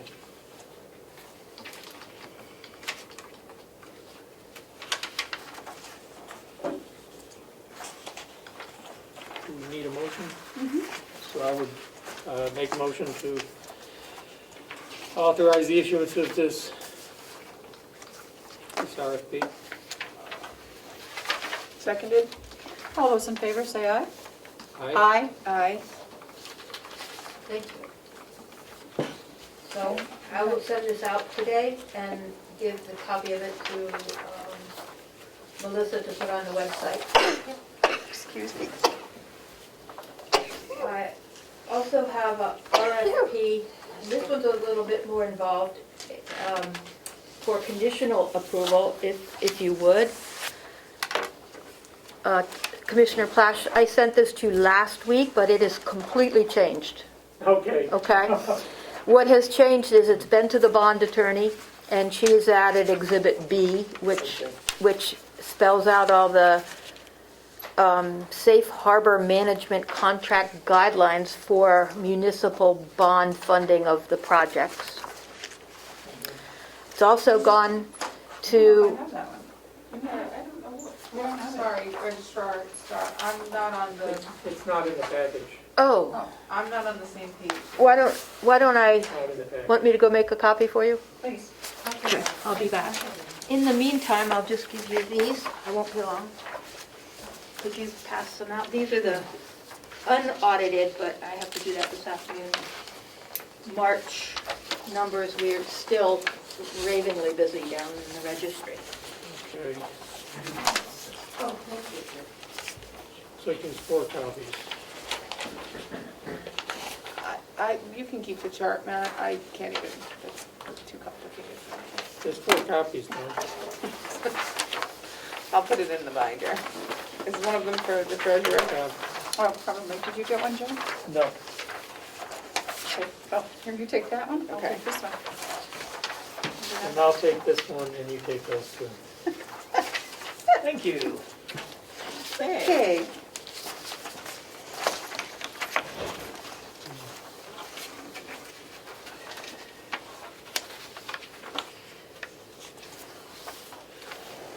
Oh, these are hard to read.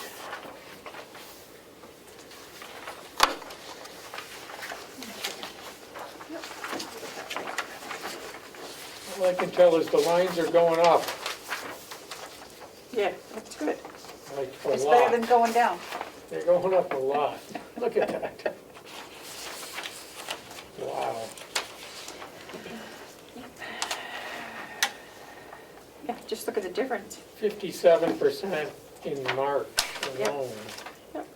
62% in February, wow.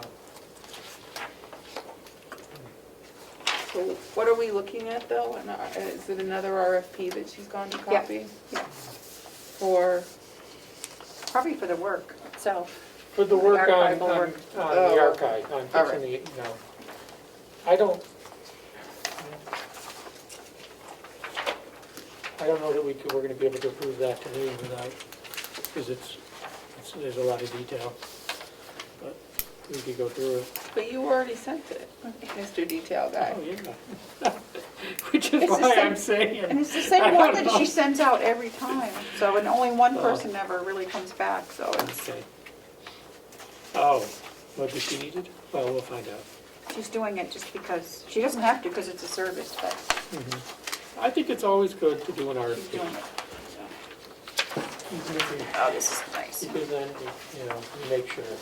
While we're in like a temporary recess, can I ask Commissioner Platch a question? Madam Chair? I don't know. Yes. Did I know it in advance? Yep.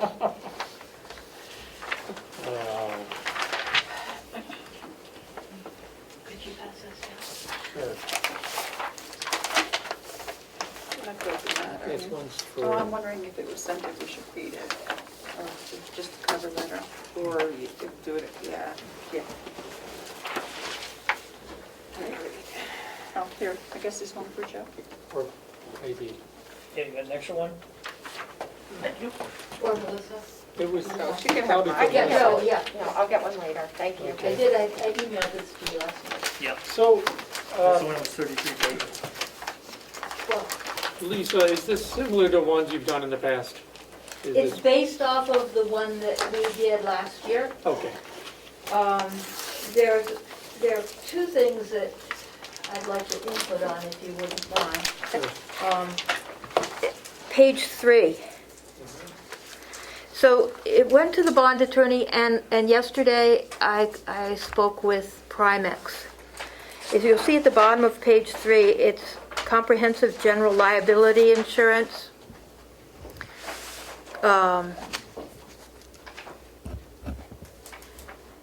So in the past, it's been $1 million, and I didn't feel that was adequate for this. So I sent the whole thing off to get reviewed by Primex, and they suggested that it should be increased to $2,000 per occurrence and $10,000 aggregate. No, they said $5,000 aggregate, which is the value of the project, not thousand, I'm sorry, 5 $5 million. Big numbers here. And they asked me to add errors and omissions. And the value of $5 million just doesn't seem enough to me, because it's the repair value, and these records are invaluable.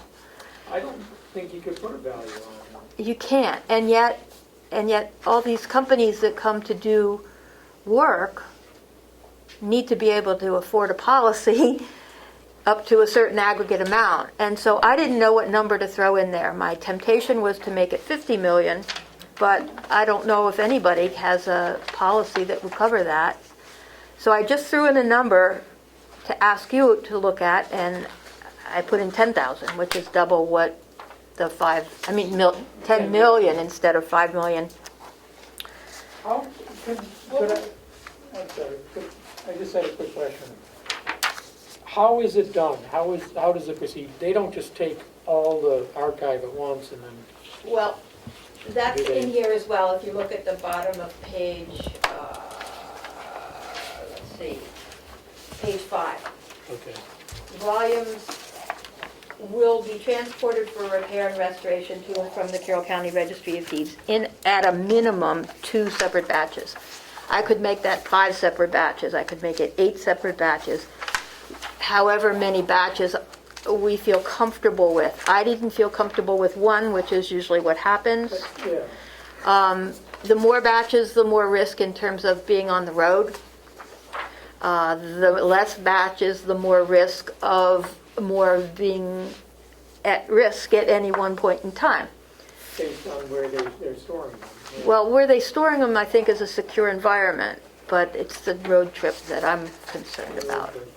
So I put in 2 minimum, maybe more. Do you think that, How many are we talking about? We're talking about a lot of records.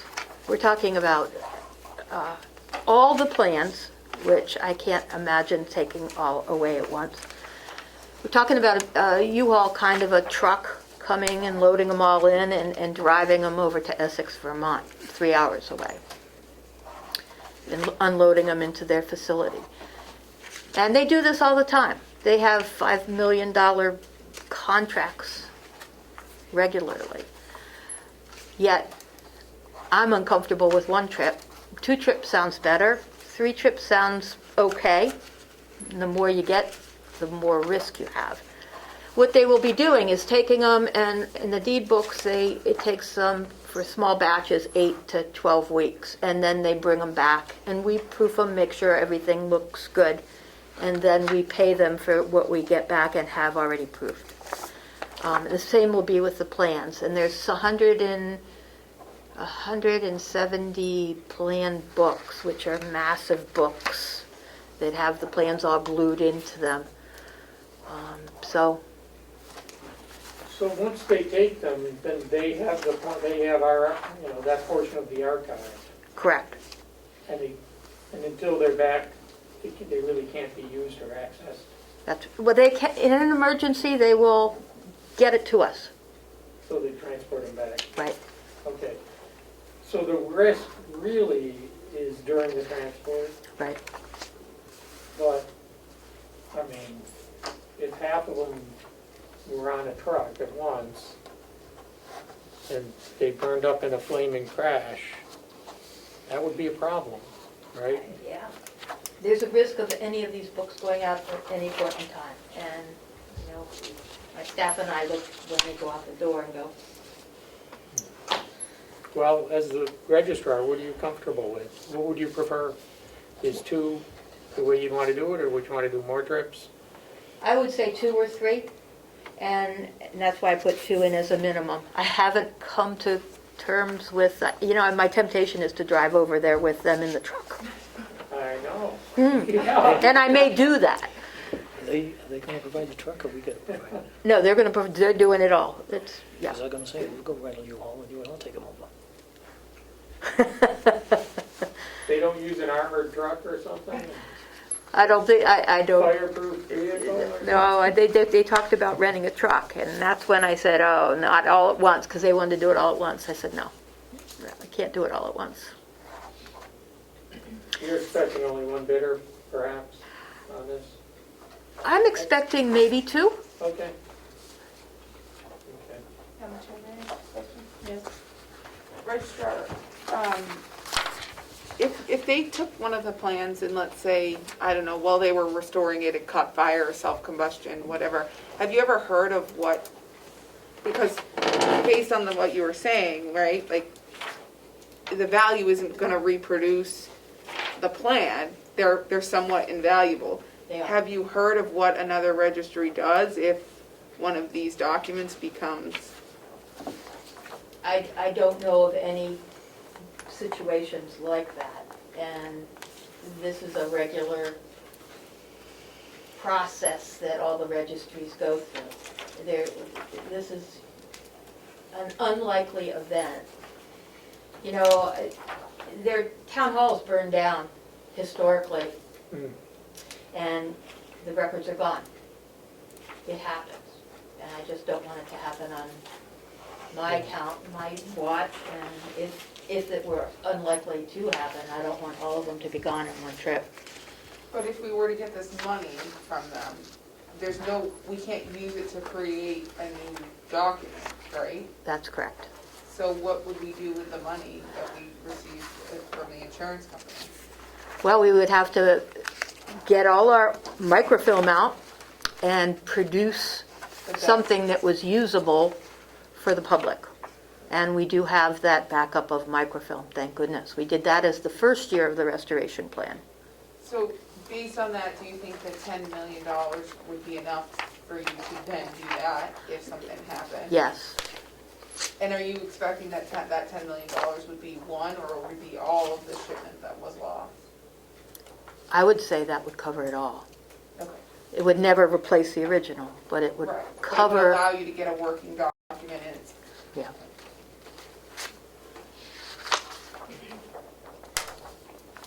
So that's the input. In addition to that, after talking with the attorney at Primex yesterday, they highly suggested that somebody ought to look at this independent of the bond attorney and Primex attorney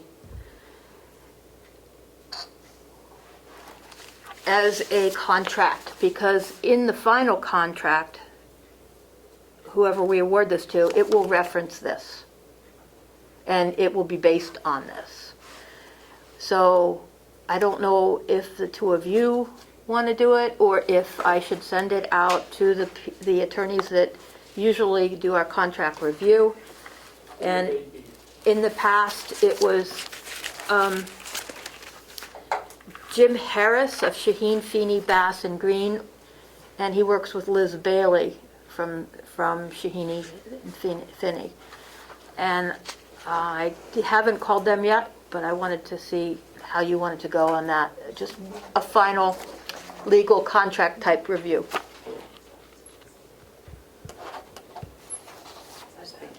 Why don't we wait on that? It wasn't that attorney though, it was Ray. Yeah, it wasn't I him. think it presents a bigger issue before we decide to do that. How soon do you need to get this RFP out? Well, to get answers back, you know, I can wait a week easily. Okay. I'd probably change the date a week Yeah. later. Okay, But you know the timeline of the bonding, so yep. it would be nice, once the bond is finalized, to get going on it. Once we get the proceeds hit the ground. We yes. have the time limit to spend them. Yeah. I think we're What's- going to be fine with that, but certainly a week is easy for this. Wait, What's the time for responding to this? It's about 3 weeks? yeah. Okay. I want to give them a chance to come in and look at what we have. I've got a inventory of what needs to be restored, and it's going to take somebody some time to come in and evaluate what it's going to. Will you let them come in independently, or? will No, you- they'll come in and I'll go over it all with them. All at once?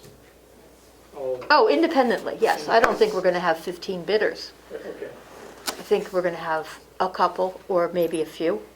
And I think a lot of the people who might look at this will talk with me first and decide whether or not they want to come in. And I can show them pictures of things so that they can make some good judgment calls before they actually come here.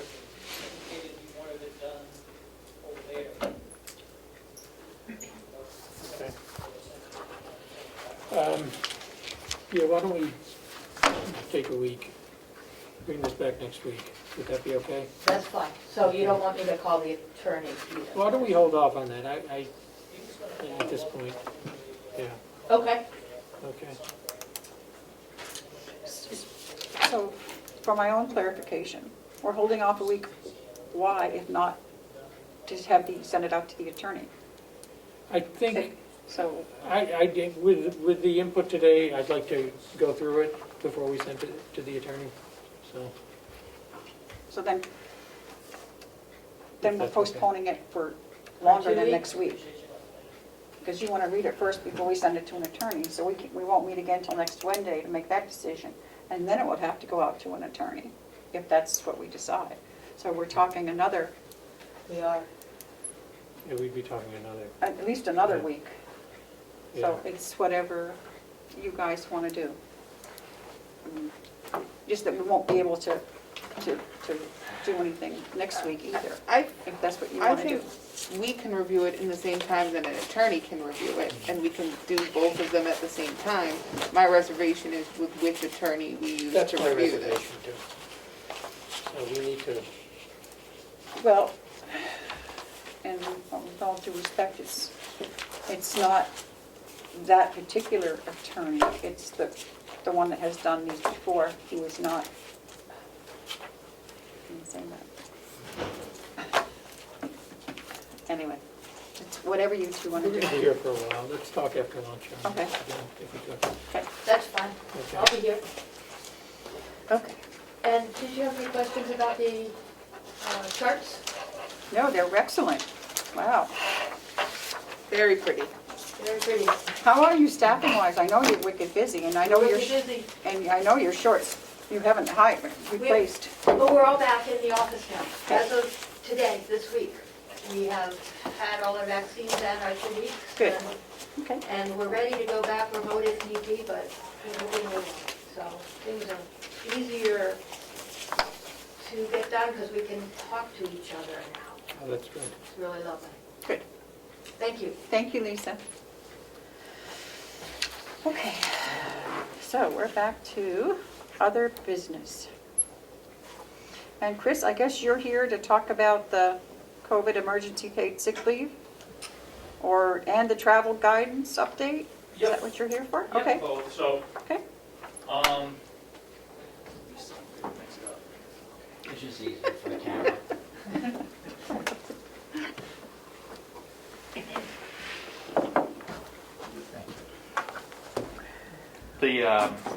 so the COVID travel guidance, it came up at the department head meeting that,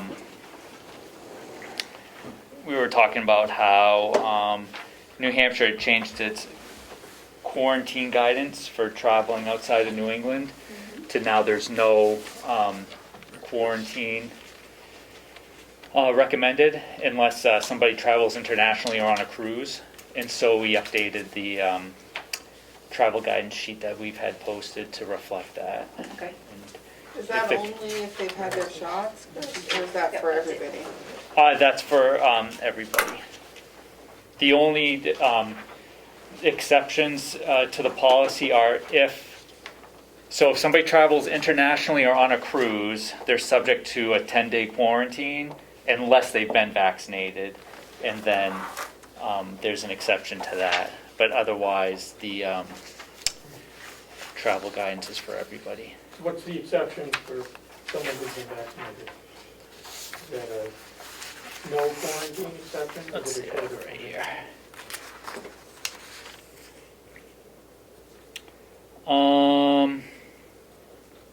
Persons who are 14 days beyond their vaccination, or persons within 90 days of having an infection, do not need to quarantine after international travel or travel on a cruise ship. Okay, it says it on the back page. Okay, I'm just. Exceptions, yeah.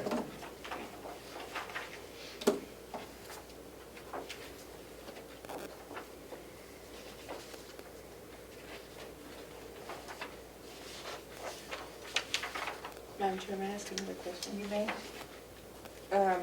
Chris, do we know, at the top here, it says in red, on the first page, it says Mountain View community staff members should refer to the Mountain View policies for long-term care specific guidance. Do we know what the difference is? I don't have it in front of me.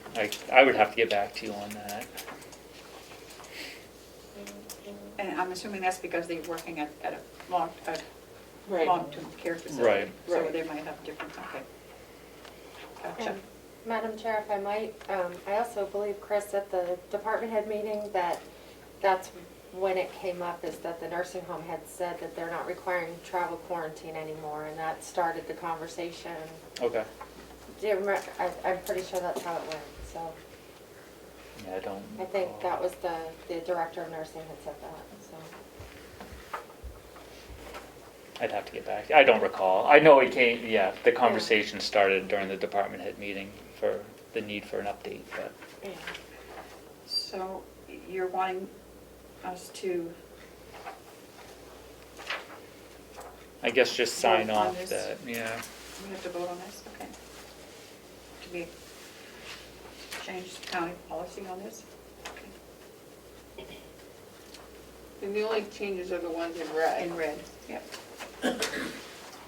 Madam Chair, I'd make a motion that we amend the current employee travel guidance policy in accordance with what our HR director has reviewed from the CDC guidelines, and that this will apply to county personnel exempting Mountain View, as the nursing home has to follow specific long-term care, specific guidelines for long-term care facilities. I'll second that. All those in favor say aye. Aye. Aye. Do we have one that you want us to sign? Is that a good one? Or just any of these? I could probably sign one of those. I didn't Okay. bring a spare. I wrote Would them you Yeah, I have a You want spare, it? it's black and white. Okay. It's gonna change again in 2 weeks anyway. I know. It's good to have the red, You so hope. staff knows Yeah. what's going on. Here you go.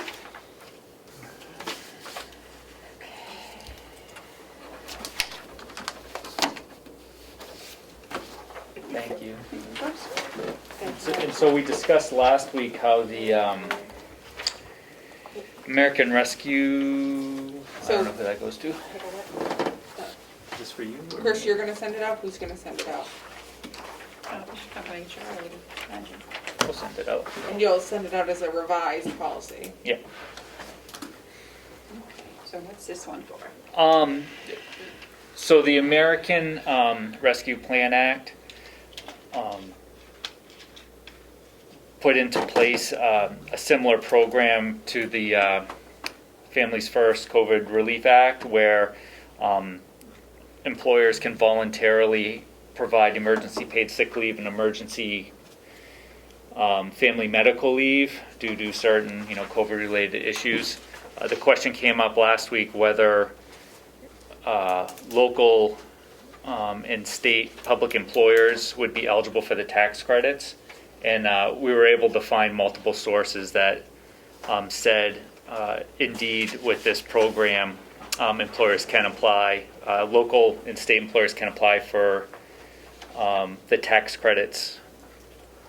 And then the details, loose details are apply the wages paid for emergency paid sick leave and emergency family medical leave as a credit against their employer contributions for Social Security and Medicare taxes.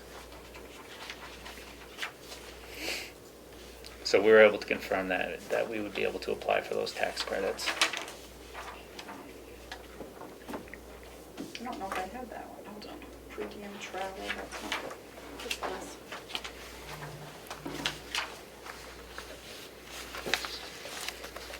I have so much stuff here. I don't know if I had anything to sign off. Yeah, we don't have it. Oh, I'm sorry. Check out. This one, Which one? the paid, emergency paid leave. So we had it in last week's packet. okay. We're bringing it back because we had questions. Yeah. Does anyone need a copy of it? I have it in I my. do. Hold, I didn't please. bring last week's packet. Okay, Melissa, do you have a, Coordinator Stevens, do you have a Post-it note? I do. I don't wanna lose the place for the Certainly. other Yep. call I have to make in this.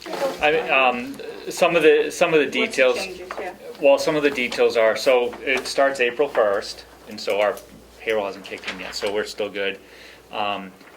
Everybody, all full-time employees would reset where they would have 80 hours in their emergency paid sick leave bank to take for specific approved COVID-related issues. Part-time employees would get a prorated amount based upon how many average hours they work over a 2-week period. And employers can choose to participate in the emergency paid sick leave, like I just explained. There's also an emergency family medical leave program where, for approved COVID-related issues, essentially how it would probably play out is you can participate in the emergency paid sick leave, emergency family medical leave, both, neither, or one or the other. The emergency family medical leave would provide 2/3 of their wages if they're out on FMLA due to COVID-related things. How it would probably work is they would probably use their emergency paid sick leave. If they use up their bank, then they could use the emergency family medical leave if we participated in both.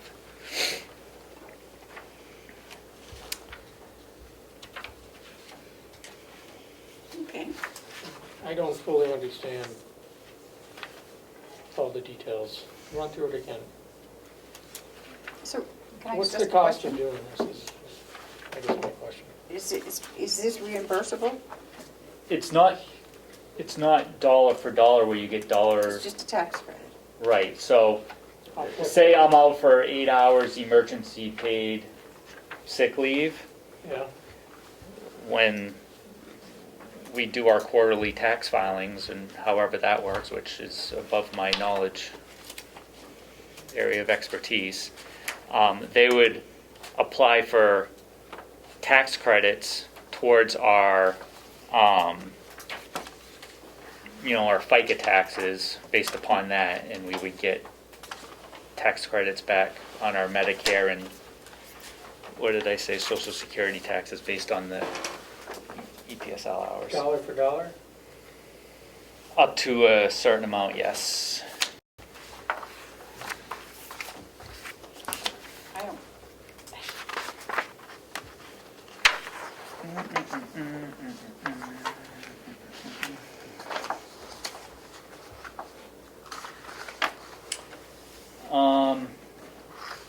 So, there's like 8 different reasons that qualify for these types of leaves and tax credits. So for the first 3, credit is available for emergency paid sick leave versus an employee's regular pay up to $511 a day. For a couple of the other reasons, credits are available up to $200 a day. So it's kind of broken down into more specifics. But And is there a cap? for those are the caps. And then for the emergency family, That's a per day cap, though. right, and then, people have 80 hours to use, They could use 2 weeks, yeah. essentially. And then for the emergency family medical leave, it's 2/3 of an employee's regular pay with a limit of $200 per day with a cap of $12,000 per employee. For the credit available for the family medical leave.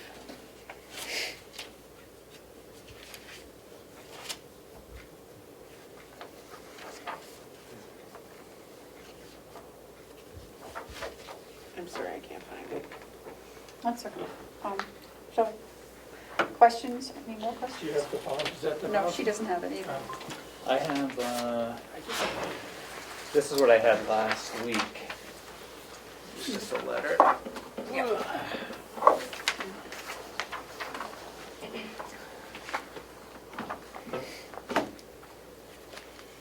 It runs from April 1st to September 30th. So any leaves taken between that time frame would be able to be applied for the credits.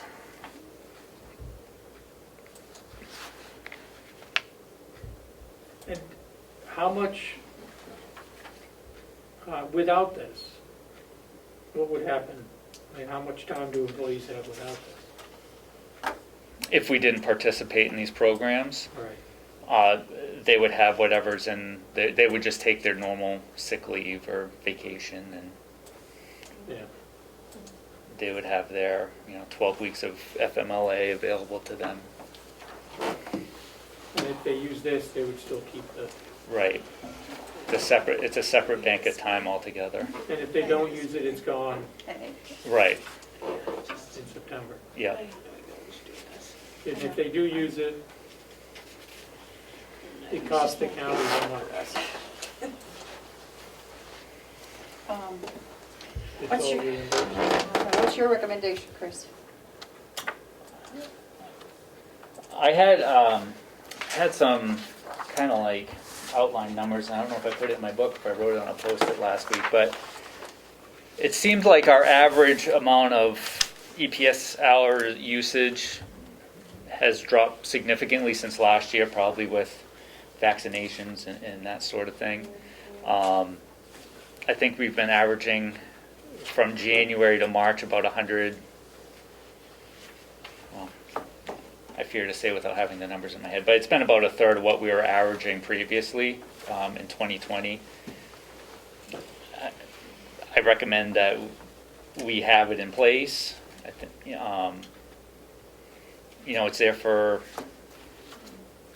emergencies during still this unprecedented time of people dealing with childcare being closed or hybrid learning, or I think 60-70% of the county employees have been vaccinated, so I don't know if we need to worry about them so much being out for their own stuff, but it'll probably be more for family support type issues. And how is this gonna be tracked? Monitored. Yes, who's doing it and how is it gonna be done? So when somebody wants to call out or needs time off due to COVID-related things, we do have a form to fill out. It says what the reason is, it's reviewed, signed off, and then, that goes through payroll, obviously, so the hours are put in appropriately, and then Checkmate. I've been trying to clarify the process on Checkmate's side, but basically, when they do the quarterly tax filings, they'll have the amount of hours used that they'll be able to put in their paperwork and apply for those credits. But we do have a tracking system to keep track of it basically on a weekly basis as well for ourselves. Madam Chair, may I ask a question? Yes, you may. I recall, and I'm sorry I'm not finding my notes in this very That's large okay. binder at the moment, that I took on the policy you gave us last week. But there was a question from what the delegation chair, Representative Avellini, about how we were going to get reimbursed. Right. Previously, we had been sent money by the government, but this was going to come in the form of tax credits. Is Right. that's the understanding? Correct, yeah. And so Chairman Avalani's question was, there was a question whether public employers would qualify. And so that's what we had to verify over the past week, because I don't think federal employers do, but state and local, digging through the information and IRS codes and stuff, do qualify. And I've been able to find, Leslie had found some information on that for last week. But as more and more stuff comes out, we've been able to find even 2 or 3 more sources to confirm that. So, because when we responded to Chairman Avalani last week, it was more like it appears so. It wasn't 100%, but as we keep getting more information, it confirms it further. What's your pleasure? I guess I'd like to know the details of how we can get the tax credit. Do you have all those details? Could you run through it again with me, or? I mean, my details are loose details. I couldn't tell you the forms that we fill out and what gets put in. But it's a credit off the county's total liability. It's a credit off our Social Security and Medicare taxes. Total. I'm sorry? The total liability for those? The total payment that we make, or is it only for those employees? Is it only for the specific employee that takes the leave? I don't know. Okay.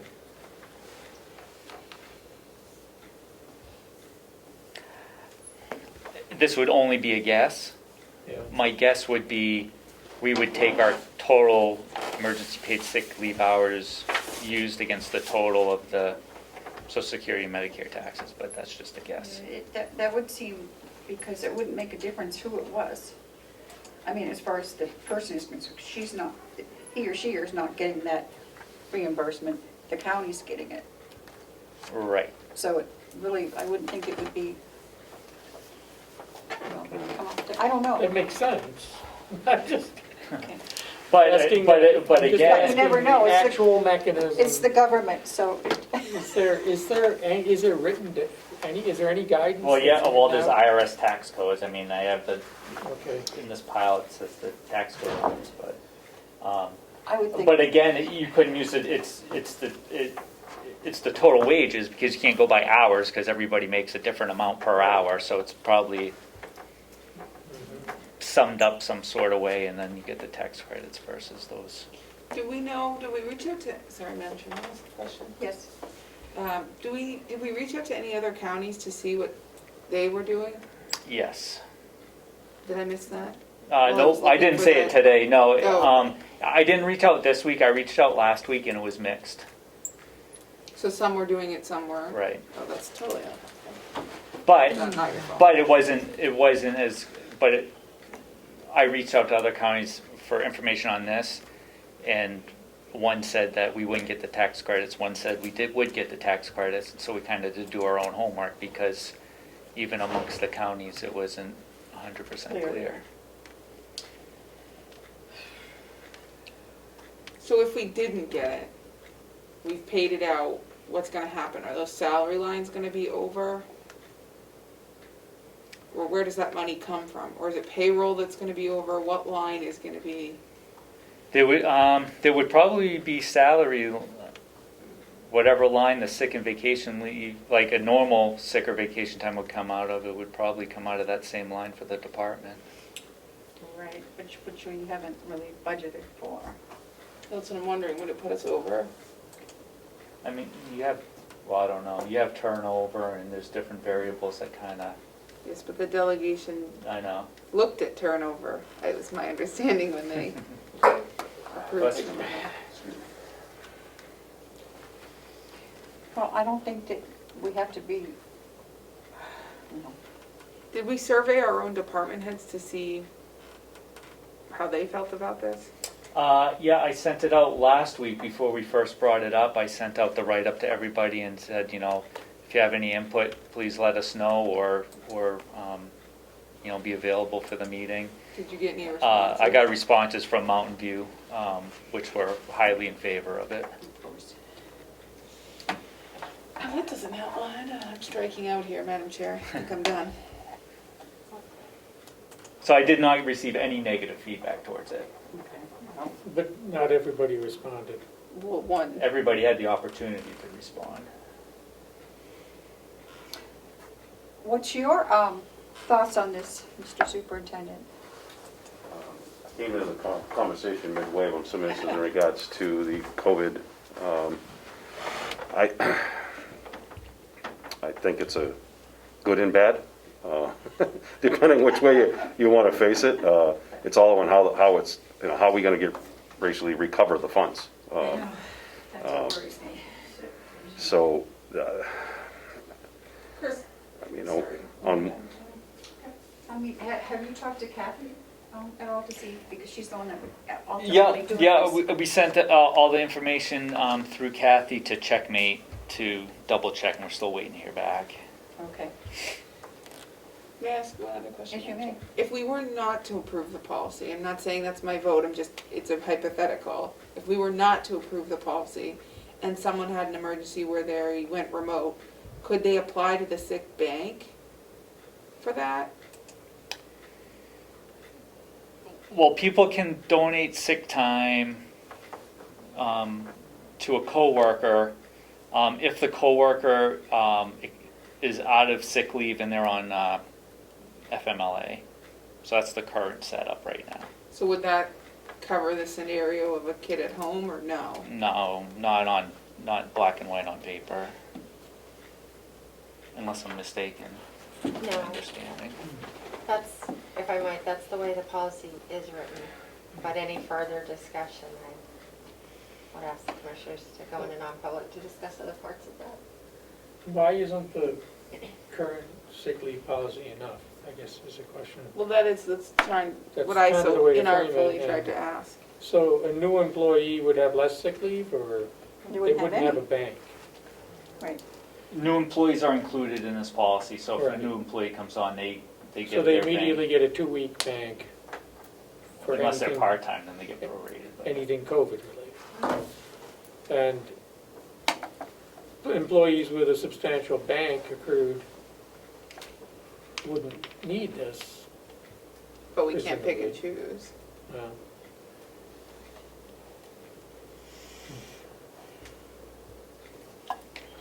But if they got this, their bank would remain in place if it was COVID related, and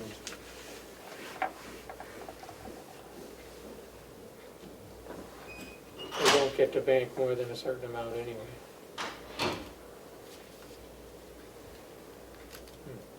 I mean, I can only speculate on the amount of usage. Speculation, I don't foresee heavy usage with this program if it's something that we approved. You know, we'll get through the spring, summertime, school's out. You know, I guess you have to work with. And why do we need it? Is there really a need? Because right now, the governor has instituted everybody back in Right. school, so I don't know that people are going remote, but that could have been my Everybody's already been vaccinated. and all the employees have been vaccinated, so they don't need time off for that.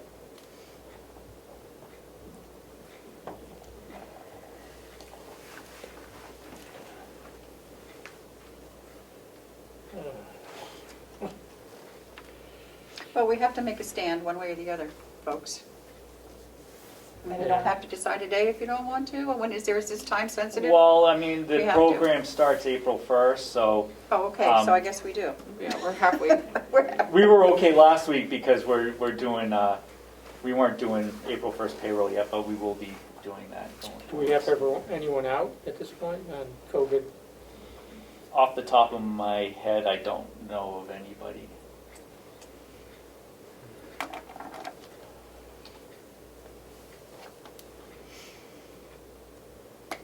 Do you have thoughts, Madam Chair? I'm always the bad person. I don't think we need it at this point. I think if something comes up, we will come up with something for an employee who is in need. I agree. That's my personal opinion. I agree with our wise chairperson. I'm not, you know, At some point, we have to stop kind of giving. at some point, it has And to like I end. say, Yeah. If we have someone that's in dire straits, we will come up with some sort of accommodations for them. We usually do, so.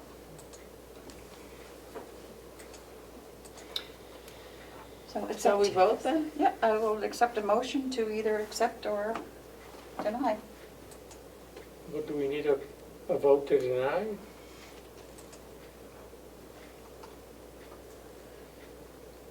I think it's cleaner since Yes. we had a policy and we're departing from the policy. You can make a motion, and if no one seconds it, it dies. So that's, No, I mean, the current policy stays in place, right? Your Which last, expired. if I might, Madam Chair, your last vote was to extend the program to March 31st, and so it's died at this point unless you decide to renew it. This is a new effective program, actually. April It's a 1st. different program. So the other one, just If we don't vote to accept it, then it's not accepted. Okay. Okay. What's next? Chris, you have anything That else seems for us? anticlimactic. No, that's it, thank you very much. Okay, we'll see you Thank you. later. So, Madam Chair, the Superintendent Eldridge is here for 3 items for public and then 2 non-public Okay. sessions. Can we have a We have 5-minute just a- potty break? Yeah, we'll take just a 5-minute break. We will recess for 5 minutes. It is 11:30.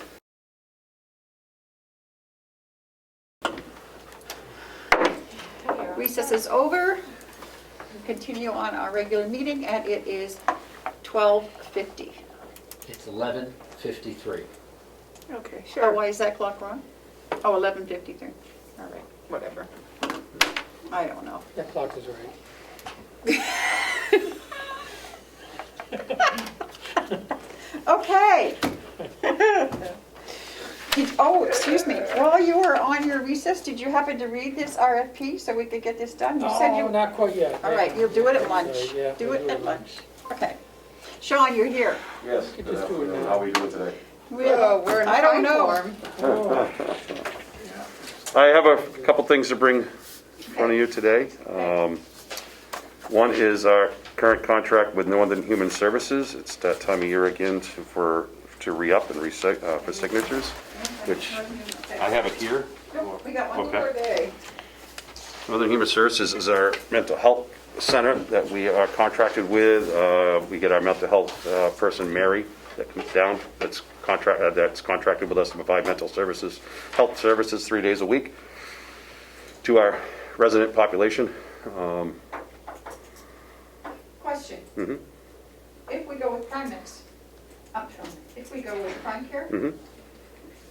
do we still have to have this contract? All they're doing is they're providing a psychiatric care person for 2 hours according to their bid. Okay, so we still have to have Yeah, this? Okay. and also under one of the grants that we currently have, some of the salary of this person gets paid for that Okay. grant as well. Gotcha.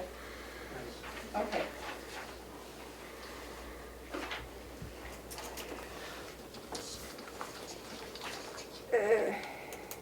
I'm not sure I should vote on this contract. All right, Rick's employed by Northern Human okay. Services. So I'm gonna abstain. It's a pretty easy out, I don't know. Real easy. Take it when you can.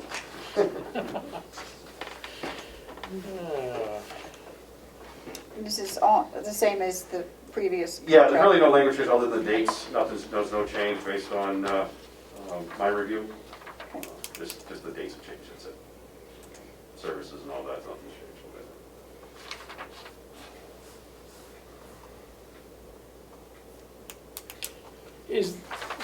And it's been working pretty well? Yes, very well. You've been happy with their services? Oh, very happy with the services. Okay. Mary does a phenomenal job, and as you know, our clientele suffering from mental health issues are definitely on the rise everywhere, all counties, statewide. So the services are very much needed. Some of them are running for office. Yeah. Some of them got elected. No names. Listen. Sorry, that was not Nope. fair. That was not appropriate. I apologize to everyone. We have to have a sense of humor. Yeah. And this is only a one-year contract, a yearly- so, very yearly a yearly contract, so. And we can terminate within 30 days. We have that in every clause of our contracts, so.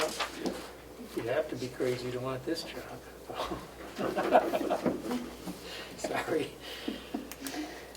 I think it's fine. But Okay, I will wait a motion. I'll make a motion that we approve this. Okay, I will second. Commissioner Desari is abstaining. So those that are in favor, say aye. Aye. Okay. All set with that one. Are we going to sign? Yeah, do you have, I have this one.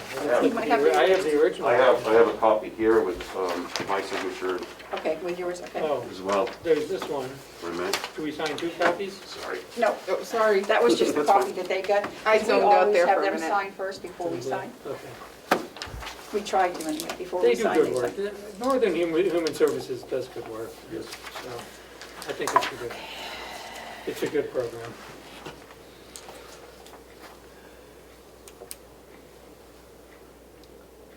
Ed, that's contagious.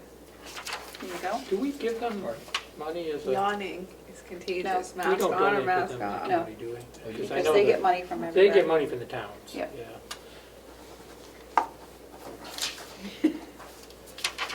Can sign as well, or? Well, she can put abstain or whatever she wants to on it. But you No. guys voted, so You it's, can and it's sign a it. quorum, so I don't It's think not- there's an We issue didn't with. vote No. for it. I don't think her conflict is very severe. No, But somebody thinks for the benefit of the record, my husband does not work at the jail. He works in home care for, And he doesn't, Human he doesn't Services. work on this program at No. all. So he does not. The second thing I bring in front is a letter, just looking for authorization for my vote in the county's executive committee. Just looking for signatures on that. That was on the, not the executive committee, that That was Oh, that was the the- jail representative. their representative. Madam Chair, I make a motion that we approve this. what is it? It's for the executive committee of the New Hampshire Oh, Association. yeah, I County. second that. Okay, all those in favor, say aye. Aye. Aye. I missed the meeting last week. Which one? That means you missed it too, right? Yeah, it was I've been to, I think, all of them except for that one, and it was Well, a tough, I pulled a boner it last was a week, so. tough day, so. Okay, It was Good Friday, so so I that take the goes day back to off. whomever. So executive committee, that's done. What else do we have? Oh, we have a starting point one? I have, remember, MOU for I don't know if I should sign this. for starting point. This is regards Let to it go. continuous to provide services, particularly under PREA, where we get an MOU with a company on the outside that can continue to provide mental health services or services for anyone that may have been sexually assaulted while in our custody or anything along that line. This is new, isn't it? We haven't had that. We've never had an MOU with them. It's part of a PREA standards to make sure we have MOUs. It's things we've been working on. As you know, with the PREA grant and working with the Bureau of Justice Association and moving forward with everything. Do we pay them under this MOU Well, we already pay them. for the services at the jail, or? No, they are one We of have the given them money entities as a that county. receives, It receives money through the counties. Yeah. Right. So, They get money from the towns too. let's not go The there. delegation did decide to give them, so they're not getting paid for this? This is, No. okay. this is, okay. I mean, they're not getting, yeah, okay, gotcha. Just remember understanding that they will help and assist and provide the services when the inmate's been released from our custody. Okay. Is what Can I- the other one was kind of language Read it there. quickly. Oh, I thought you had one, I'm sorry. That's the only one I brought up. Oh, I have I two, didn't see so, it. Oh, wait, I do have one, sorry. Okay. I mean, I was gonna say, I So have this is the, I'll keep this one to sign, right? This is the, oh, you have two, because he probably gave you the original. Sure, Okay. they both appear to be exactly the same, but. And there's, I would note, whoever makes the motion, there's only one signature line, so we would vote at the same time to have the chairwoman sign Yes, for the board. that is correct. If we were making said motion, I don't know. Uh-huh. I'm just laughing because they're gonna get that and see my name on there. Do you know how much work they do under this?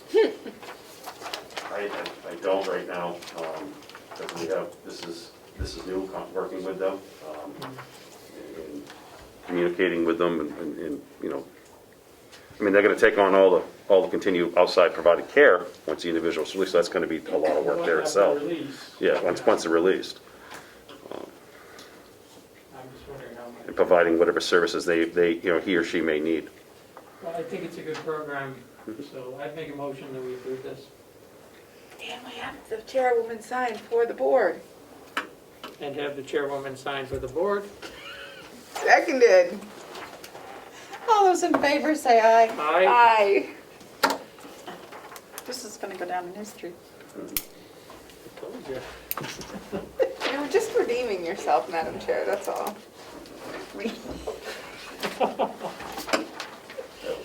Oh, actually, Thank you. We do have fun here, don't we? it'll need more signatures, Yeah. so. Oh, yeah. So if you get those and then Yeah, scan it back to me I- and. Absolutely. Awesome, thank you. Okay, Sean, what else? You had another one. I had, lastly, a couple of, well, maybe about a month ago, so I reached out to Securus. Securus is a company we're contracted with the XJail and our inmate phone systems and the tablets and whatnot.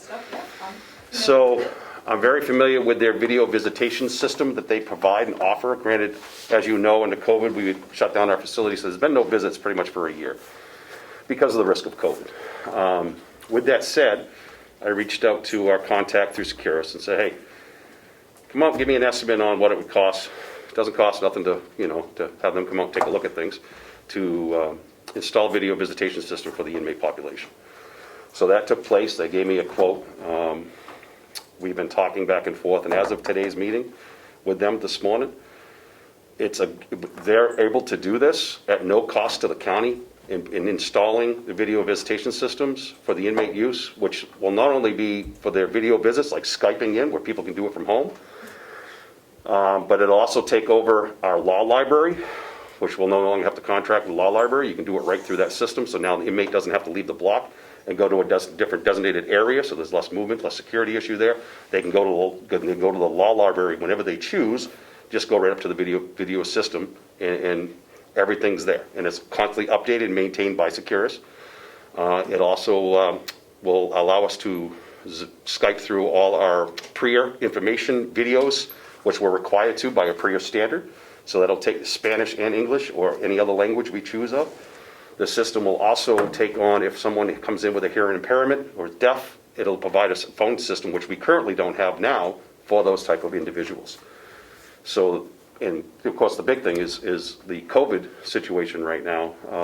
It'll still allow family members to have visits with their loved ones. At a fee, the inmate schedules it, or their loved one on the outside would schedule it. So as of right now, today's meeting, any revenues that we're getting through our phone system, which currently is being withheld by Securus anyhow, originally was going to go towards the electronic medical records. which if we go with prime care, we would not need to move that revenues there. So that revenues would go to the cost of the installation of this video visitation, and along with any revenues being made during the video, while the video visitation systems are being used, because there is a fee, I think it's like 10 or 12 bucks a half hour. Once that bill is paid for, then we will start getting a percentage, like I think 30% if I recall, don't quote me 100% on that, it's not everything's in full writing yet. We will start getting revenues off in that once the installation bill is paid for. But from the get-go, there's no cost to the county whatsoever, it's all a benefit to our county and our inmate population. If anything's a savings, again, the law library, which we pay for right now, will be part of that package. Superintendent, if they're doing it on a video system, is the video in the pod? Because you said there's less movement. So a guard will still monitor that to make sure there's nothing going on? Video systems are still being recorded, so just like our phone systems, they can be downloaded, videos can be sent wherever. They're monitored, they're in a separate area near the officer's station, I guess you could say. You have to be straight on with the screen. I'm very familiar with these systems, so you got to be straight on with the screen to actually see what's going on if you're off at an angle. Does inappropriate things happen? I'd be sitting here lying to you and tell you if I said no, in my years of dealing with them.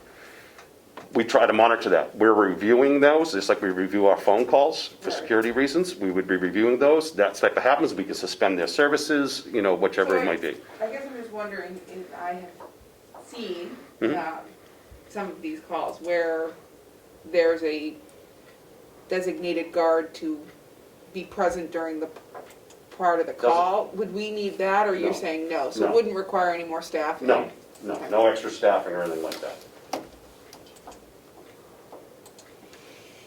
Any questions? I do, are you still having in-person visits? Which, right now, no. We're not going to do away with the visitation location right now that we currently have. I don't want to do away with that. In case the video visit system ever shuts down or fails on us, we don't have to do a whole new construction. We can just utilize it. But who knows with this COVID thing? As you know, our numbers are spiking again in the state, and I'm not ready to open up the jail. And I know our inmate population are kind of going, hey, we'd like to see our friends and family, and I've gotten phone calls. And so, I've kind of put out there, well, we're looking at some things, trying to address some stuff, blah, blah. And a couple of them actually come to me and said, hey, they got these video, I'm aware of video visitation systems. But like I said, I kind of threw it off the wall, see if it could stick. So far, Securus is like, yeah, we can make this happen. Possibly a contract could come across my desk sometime next week, which I'd be, of course, be bringing to you folks for review and approval and all that. But like, the list has been kind of going, because it's actually gone a lot quicker than I was anticipating, to be honest with you. And that's why I wanted to bring it before you today, to make sure your heads were wrapped around it and give you a good solid understanding of what I'm working on. How is the cost paid? Any inmate phone revenues that we currently should be receiving right now would be going towards that. And also any revenues that we would be making from the video visitation systems would be going to that, the installation of it. For seven machines, I want to say it was roughly $72,000. That's full installation, up and ready to run to go. So any revenues that we're collecting from our inmate phone systems and also our video visitation systems, once they're up and running, would be going to pay off that bill. Once that bill's paid off, then we would start getting a percentage of the revenues, as we would be. Yeah. So out of the gate, there's no cost whatsoever. Paid by credit card by participant. How they book? Yeah, they can do it by credit card. However, they can set up a Securus phone visitation account and have it directly, I believe, directly removed from their checking accounts. The people on the streets, their loved ones, or whichever. And the cost per half hour is in line with what is done in other places? Oh yeah, standard. It's either 10 or 12 bucks, and that's a standard fee for roughly 30 minutes for a video visitation system. Well, I see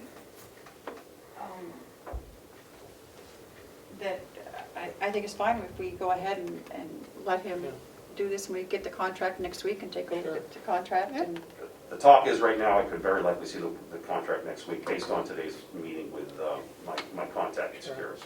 Without doing this, though, how would inmates be able to visit, just by phone. Just all I can do by phone. And listening to a lot of the inmate phone calls and whatnot for security reasons, you're hearing them talking about, man, I wish I could come in and visit you, I'm sorry, So this the is- children, whoever. Yeah. This would be nice. It would be extremely beneficial to our inmate population. Okay. So you don't really need anything from us today for that? No, and this was just me, Just I giving wanted us to a bring heads this, up. I wanted to Okay. bring this, I wasn't looking for any Thank you. votes on this today. Again, when we have the contract finalizing more things, we will know. I just wanted to bring this in front of you now. Okay. Again, Perfect. it went a lot quicker than I was fully anticipating. It's Right. moving a lot faster, which I'm happy about. I think it's Do you need me? Or I you think need it's all a- of us? I'm just dropping this off by Kayla. I think it's a good benefit. I would just want to make sure we're not charging too much. We've got to be in line with the national standard there. I believe, like I said, it's either 10 or 12 bucks. Don't put 100% on it. That was the Okay. standard fee, even my previous facility and their systems, and that's pretty much a standard fee across the board. Okay. So,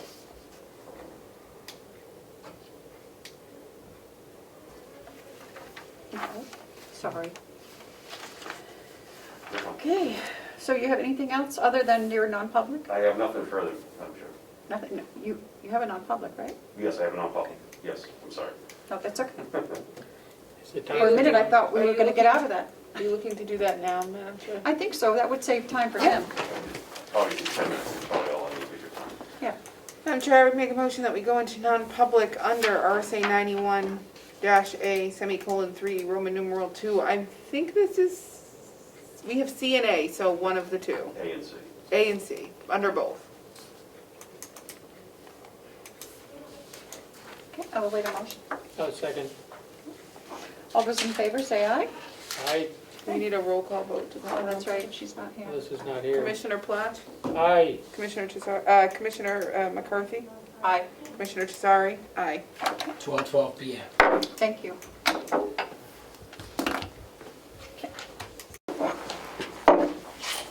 So I need a motion to come out of non-public So moved. And to seal the records? and to seal, You make the motion. yes, Thank you. for 91A and C. Correct? We only had two, right? From the superintendent? Well, and then the one without me. Right, and that would be, so it would be A and two Cs. So moved. Seconded? All those in favor say aye. Aye. It Aye. is 101 p.m. 101. Thank you. Okay. The next thing we have is the federal per diem and, oh, no, we have, come on up. Sorry, you're not on here, so I didn't see it. Okay. We have the victim witness Victim coordinator, witness Heather coordinator. Morgan. Yep. Hello. Hi. Haven't seen you for a long time. Yes, I've been sort of just across the hall. I know, but- We're starting to come back in. Good. So my name is Heather Morgan. I'm the Director of Victim Services for the Attorney's Office. So I wanted to tell you a little bit about what we do over there. Okay. We meet with victims to introduce them to their rights as victims, to attend hearings and to be notified of what's going on in court. I'm their point of contact, so it's my job to guide them through the criminal justice process, to sort of ascertain their position, where they stand on the case, and try to, include them every step of the way to make sure that their voice is heard when it comes to plea discussions, to make sure they're connected with services that they might need, to collect restitution info, and basically I'm just on call 24/7 to answer their questions, to let them know if defendants are released, and things like that. And then, that's on the witness side of things. We also help with trial preparation and issuing subpoenas for different hearings. But it's my tasks on the victim side of things that are partially federally funded by the Victims of Crime Act. So it's just only on those victim-centered activities. And so part of my job is also every year to reapply for those benefits. And that covers part of the duties that I already described, but also attendance at conferences, travel to these victim interviews at the Child Advocacy Center and a number of other things. So those things are already included as part of the county budget process. And then I just have to outline those same budget items and also talk about the mission and description of what the victim witness program hopes to accomplish, using those funds. And that doesn't change very much from year to year, although this year we did add the domestic violence unit. And so, our responsibilities are growing, our efforts are always increasing, and, I just sort of summed that up. And then we also have to sign off on the special conditions of the grant, which I have to make sure that, we keep up with. And so, also I'm a painter. And this is one of the ones that our child victims, I always have to bring them over to see my paintings of chihuahuas. They love it. Yeah. The ones that are hanging in my office are all sort of centered around mother and child, or just things that people will find sort of calming and comforting. And so this is a resolution which denotes that you'd be the signing authority, Terry. So it indicates that the vote was taken to allow you to be the person who signs off on the documents. All of the pages for signature are flagged, except the bottom page of all the special conditions has to be initialed. So that's, And that would be done by the chairman? Yeah. yes. It's only one signature.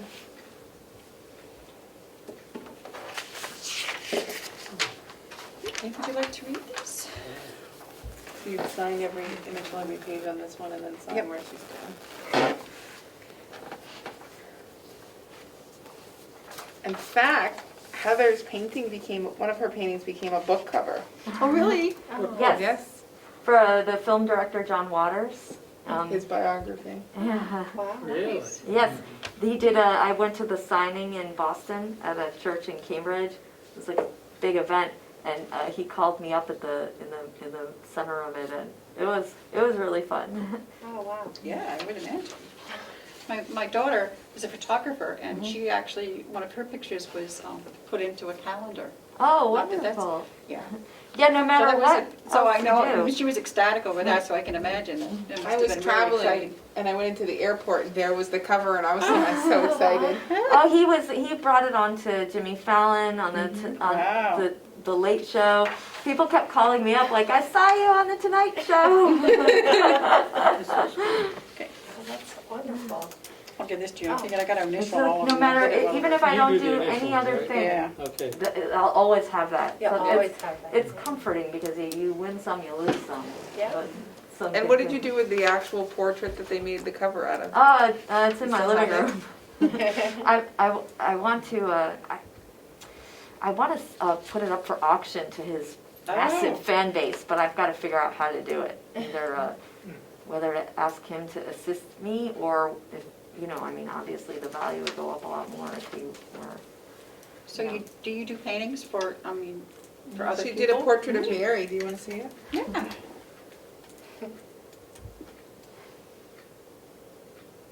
I had a show in Portsmouth just about a little over a year ago. It was one of their last shows before the lockdown. Things have been kind of slow on that front just because. It's so brave to put your heart It's out at my there. mother-in-law's house from a It's so photograph. personal, right? Yeah. That's a good. Yeah, no, That's she's really good. I always find it brave when people do that. Are those your dogs in Oh the, my God. Yeah, that's little Mishka tearing up a toy on my couch.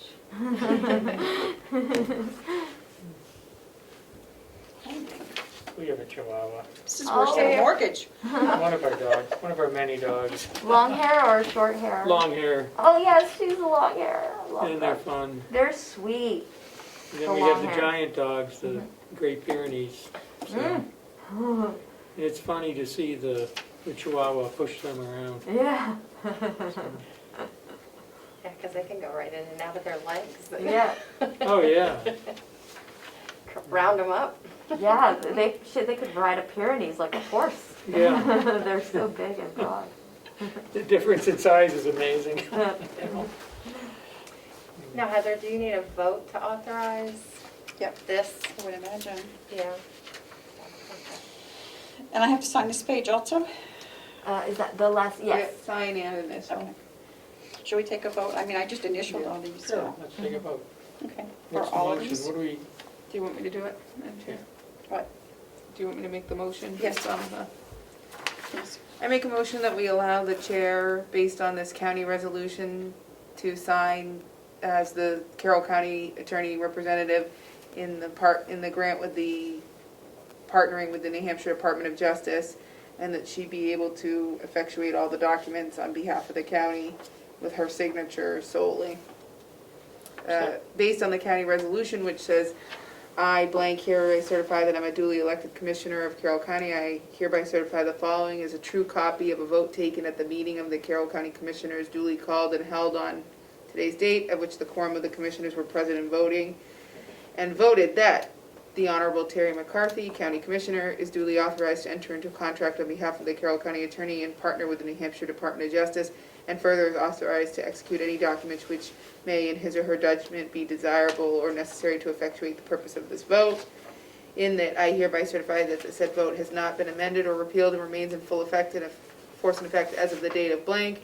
I further certify that it is understood that the state of New Hampshire will rely on the certificate as evidence that the person listed above currently occupies a position is indicated and that they have full authority to bind the organization, and that the organization, as a general partner, has full authority to bind the limited partnership to specific contract indicated. This authority shall remain valid for 30 days from the date of this resolution, and then we all sign. Okay. Heather, would you mind emailing a copy of that to me so I don't have to retype it? Oh, sure, of course. Okay, so I have to seconded? put, Can I second that? Yep. Okay. all those in favor, say aye. Aye? I I said aye. Okay. So you want me to fill in this whole thing, or are you gonna put this other information in, name and title, and I'll just? Oh, I can do that. Okay, and I'll just sign and date? Sure. I guess, should we all sign the resolution? Yeah, Yeah, it's right yeah. here, I'm sorry, it's Okay. just started.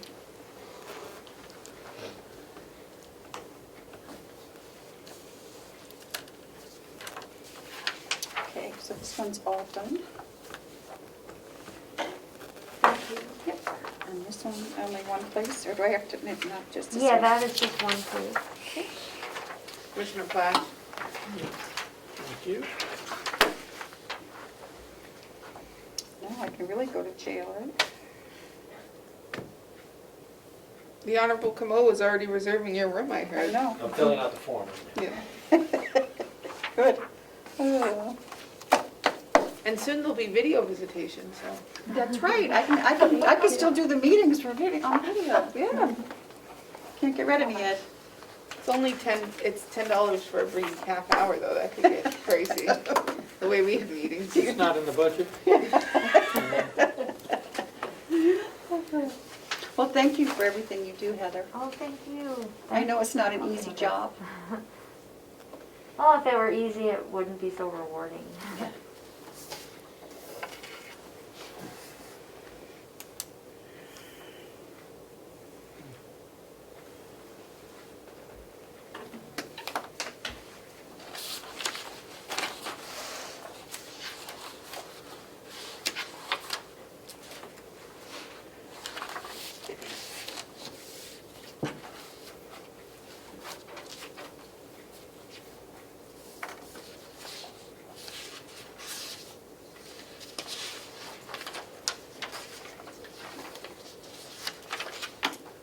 Thank you for your time. My door's always closed, but it's always open. Closed for security, open to visitors, right? Exactly. Okay, so you'll fill in all that, oh, I have to put my name up here?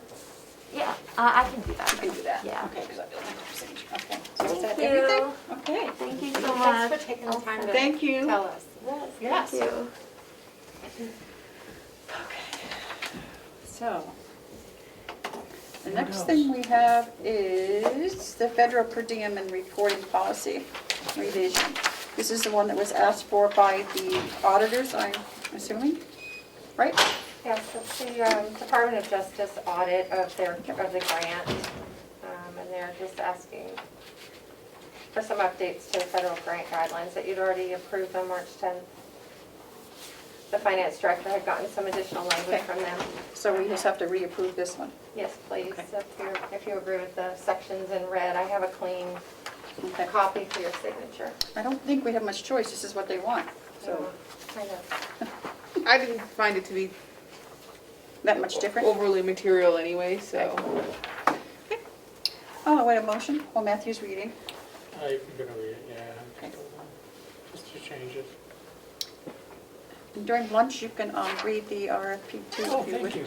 I'd like to make a motion to approve this. Seconded. All those in favor say aye. Aye. Aye. Okay, so this is the clean copy, I will sign and. And Melissa, for next week, if we could have the credit card policy changed to what the auditors wanted about the alcohol. Did you see that? Nope, I haven't been copied on that, no. Okay. Is it in their review? It might be, Oh, okay. because that's where I saw it, yeah, because they sent it, Oh. and then I was talking to her on the phone.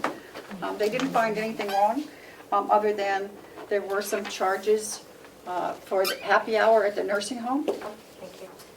for very minimal charges for alcohol, and our policy states that they can't be used for any alcohol.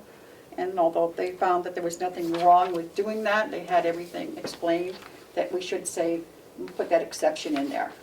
For the nursing For the home nursing residents, home. that they are allowed to spend their own money to Right. partake in a happy And the hour. happy hour. Okay, sure, yeah.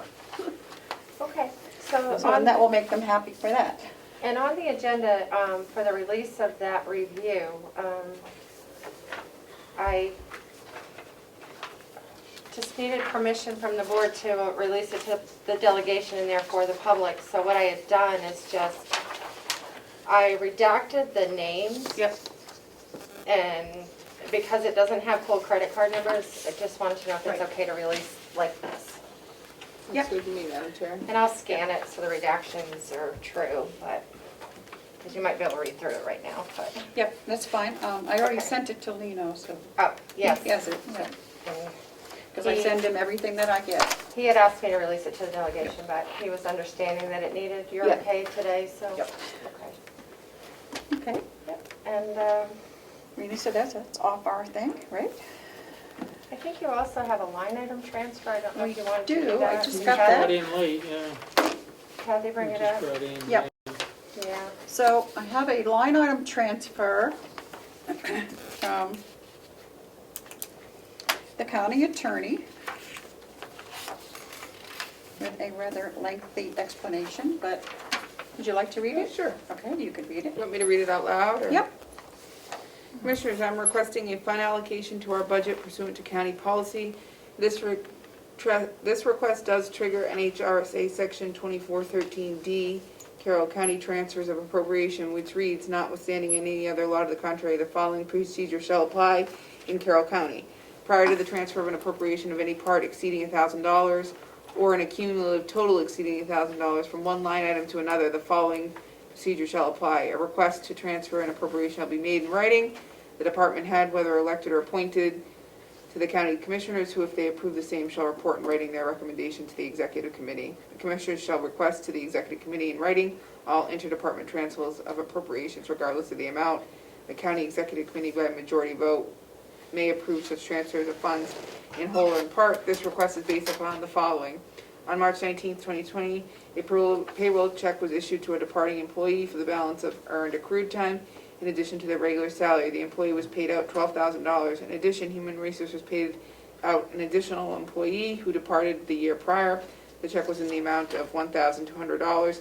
The expenses were not anticipated when the budget was submitted and have significantly impacted the office's ability to fill the vacant position. As such, we are requesting a transfer of $8,000 into line item 100-4110-007 from the special fees and services line in the general budget. The specific line items are listed below. This will enable us to stabilize the budget in our office and enable us to hire a new attorney.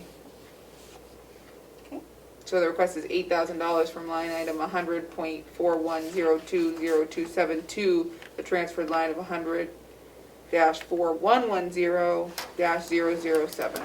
Correct. And the chair of the delegation knows that this is coming, but they are probably not going to have another meeting until May, is what I was told last night. So So it's coming out of the general budget? it's coming out of special fees and services where they put $25,000 in for payouts. So it's coming out of there, going into Okay. Michaela's. Because she had $8,000 Prepared. prepared, but it was way over that, so. That's too bad. Okay, Okay, so I just need a motion. so moved. Second? Okay, all those in favor, say aye. Aye. And Madam Chair, is the request number 1? Yes, Okay. 2021, 21. 21. We're Okay. not doing 20s anymore. No, Thank you.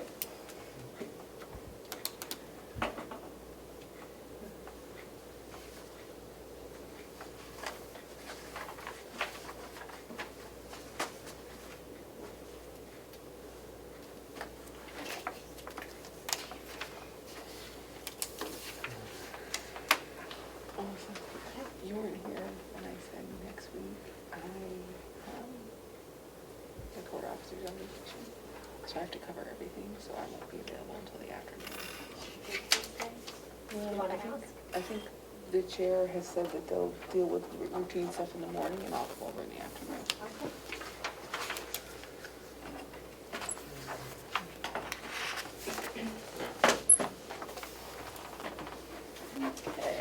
And the only other thing I had, Madam Chair, is that I provided you all with a copy of the annual report checklist, just to give you a status on how that's going. I was going to ask. And there's $700 in the budget for the annual report, so I was going to put together a draft and send it off to Minuteman and get a quote for you to vote to approve. Okay. For next week, if that's appropriate. So the ones that are in red are ones that you don't have. Excuse me, my goodness. The ones in red are the ones that are required by RSA to be in the annual report. okay. The ones in black are just things that we add as extras. Okay, The ones with an X are the things that I have, okay. and the blanks Gotcha. are what I'm waiting for. Yeah, I don't know who. I So, think the dedication, didn't you have an idea for that, Madam Chair? I did. I thought we should dedicate it to the honorable. we should do that non-public, right? Yeah, that's Maybe. right. Supposed to be, that's true. Thank Thank you. you, Melissa. Thank you. I think we had a couple, but anyway, okay, we'll take that up in non-public. Should we send a nastygram to some of these elected officials who have not produced their reports? You don't need to. I've communicated with all of them. And for example, the county attorney has to wait for law enforcement statistics from all the departments in the county, Right. which she has to include in her report. So she's collecting those, but those take time for the individual departments to do, so. But I've communicated with everyone else, and Yep, I don't know. I don't expect any issues. No. I just want to keep you in the loop. I can ask Amanda if she wants to do the one for the commissioners, because it was during her chair last year. If she doesn't want to, then we'll have to do it, but, Cool, Amanda? yeah, Okay, because she was the chair for the last. understood. And the only thing, down here, it says transfer investigation report. You can put an X on that line. I just didn't put an X there, but clearly that was already done and released. Okay. Just has to be published in its entirety in the report. Okay, So, you're not missing too many. and last year, it wasn't published until September. Right, but it's supposed to be in June, isn't it? It is supposed to be done on or before June, so my goal is mid-May, Yep. the second week of May. Okay. I'll call Amanda this evening. If she doesn't, then we'll have to do something. And the one, there was one item on here that, I'm trying to figure out the best way to do an overview of the COVID-related funds that the county received in 2020. You know, what was applied for, what we received, what sources they came from, you know, sort of just a follow-up on that in one report. So I have reached out to the finance director and asked the best way to gather those materials, but that may be the only thing that requires some time to Okay. finish. So, Looks good. What is your pleasure, guys? Do you want to do lunch now or finish up this and then just do our non-publics and sign checks and go Yeah, home? let's do that. Finish up everything Yeah. here? Okay. Commissioners' comments and reports? Anything? I gave all mine on hails and stuff this morning, so, I have nothing. okay. Madam Chair, I do have two quick ones. You may. One is just as a scheduling issue, I will be absent next week in the morning for the meeting. I have duties assigned to me that can't be delegated next Wednesday morning. And the second is, I want to make sure my position on the bonds is clear, as there seems to be some uncertainty about it. My goal is to provide the most accurate numbers to the general public we can and to have the most information we can have to make an informed decision about whether we should go through the New Hampshire Municipal Bond Bank or to utilize a private agency. Looks like based on the information from the two lengthy presentations we had, along with follow-up information, that my recommendation would be the New Hampshire Bond Bank, but without this support to compare the two proposals as closely as we can,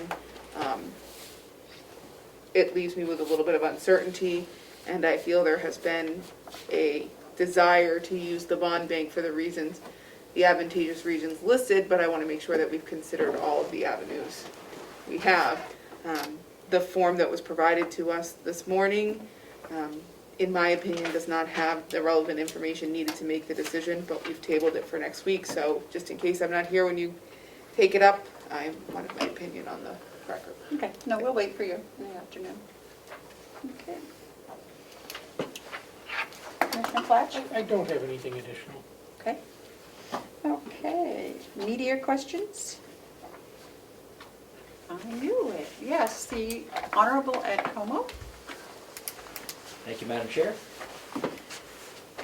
Speaking to what Commissioner Tessari was saying about the public's knowledge of the bonds, what I would propose is to have a public information sheet that actually has, because I'm not sure the public knows what bonds you're talking about. They don't know this. So I would type up something that shows what bonds we have, how much we're paying for it, and then in another column show how much this is going to save. Because this is a lot of money, and it could be a huge amount of savings, and I cannot not at this point tell you how much that savings is going to be. And I understand we don't have all the numbers, but that public information sheet would be good to Okay. have. I think the last figures that we got would be anywhere from $800 to $1 million in savings, depending See, on what that comes would in. be something I think the public would want to know. Okay, we can do that. Second question, you mentioned earlier on in the meeting about a $6,000 charge, and I don't know what exactly that was for, or somebody needed $6,000 more or something. Audit. The audit, Oh, the the audit. additional cost of the So audit. I just Additional think, cost. I just want some more clarity on that one. I need in writing my I know you 90 do. day request ECO 27028. I know. My next question or comment is, you often will say during the meeting that you want to talk about it next week or the week after. What I would like to see you do is do a table in motion and then table it to a specific time, just so Okay. you have record in the minutes exactly what you're doing. I also want to know if you completed your jail inspections yet? I have not. We just,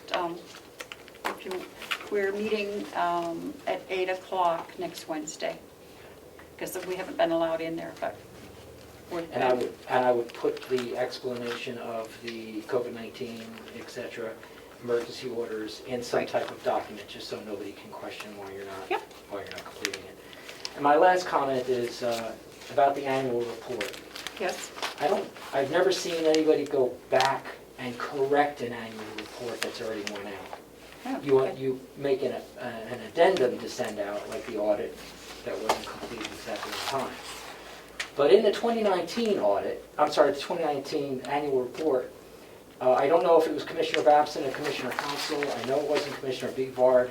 Somehow, what got slipped in the annual report is that I went and Yes. forced the county to expend $16,000 going to an attorney because the commissioners at that time did not complete the audit, the way the statute says. And that sits in that historic record. And people are under the assumption that that was not, relevant or it was not appropriate. That's the way I read it. So I'm not saying there should be an apology or a change or a redaction or an amendment, but considering what transpired from that annual report until now with that audit, there should be some kind of correction in there for that. That's just my opinion. You don't have to do that, of course, but that's my opinion. I think I covered everything. Okay, well, And I just need the explanation about the 6,000. the $6,500 for the auditor was for the single audit. For the funds that came in from the Yes. feds? Yeah. That is separate from the annual audit. May I? Yes. So the federal government demands that you have, or requires an audit for monies that were sent, but they don't provide any funds, and the state doesn't provide any funds to do that? Not to my knowledge. Because I would think that would be a RSA 28A issue, but, and how much money are we talking? We're talking about $6,000. It's Yeah. not a small amount. No, it's so- not a small amount. Okay, thank you. Thank you. Madam Chairman, could I just have clarification? Yes. That annual report you're speaking of was produced in 2019, but it was actually the 2018 Commissioners report, correct? 2018, it was either 2018 or 2019. Okay, so that was 2018, before yeah. Had to be my because time. of Okay, the thank you, council. thank you. Could I ask a question, Madam Chair? Certainly. About that lawsuit? Mhm. Who won? Was there a verdict? Is that a fact? Judge No. Amy Ignatius, which I hope I don't get put in jail for using her name, basically stated that it was moot, because by the time Mm. it was going to go to court and be heard, and it was a long time that went past. Mhm. Several months. The audit was completed, so therefore, technically, according to her, the case no longer existed. Of course, I could speak for hours upon how I don't Okay, no, agree that's with enough, that that's judgment, enough. but that's, That's enough, okay. thank you. I was just curious. Okay. And could I make a comment? Yes. I don't expect that we're going to be in that situation of waiting to complete audits. No. I know that we're all on the same page here. I mean, this was part of the reason that two of us got elected recently. That we'll get the audits done promptly, timely. We're doing it this year. We don't expect any more lawsuits because they won't be necessary to get the audits done, so. That's all. Thank you. Any other comments?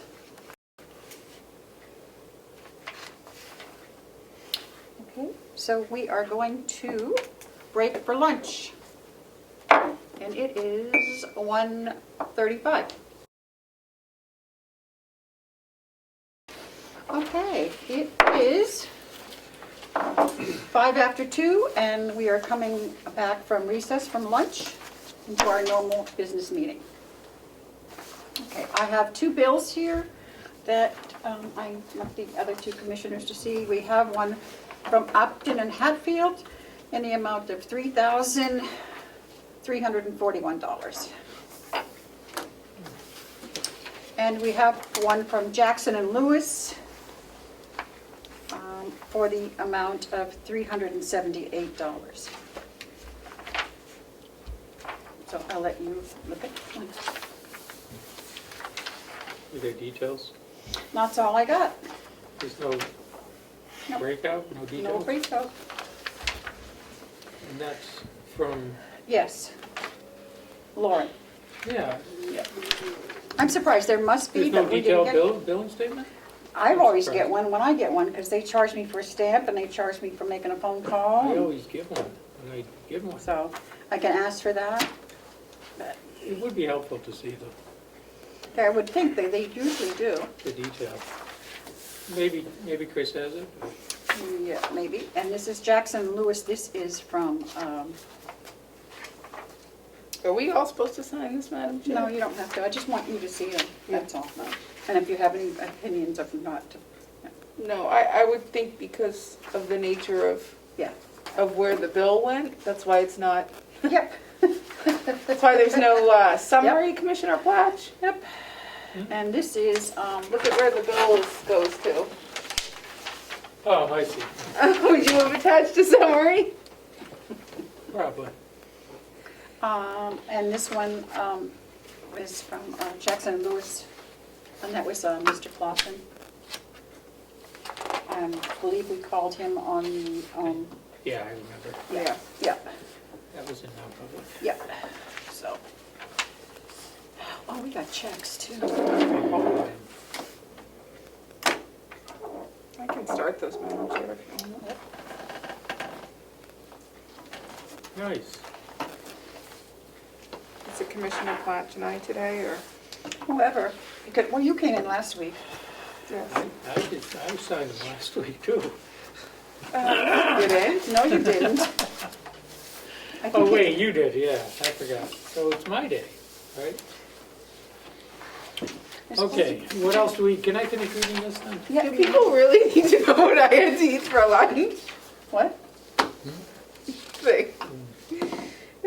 Nothing. Are we gonna do another non-public soon? Yes, after this, after Laura comes up with the water thing. Okay. You mean she's gonna come up and do the water thing. Let her do the water thing. Yep. Do you want? Here. Just pass them over to me, I'll do them too after you, because Matthew did them last week. No, he did not. That's, I'm calling BS on that. I did them in spirit. That's not a thing. So this is done.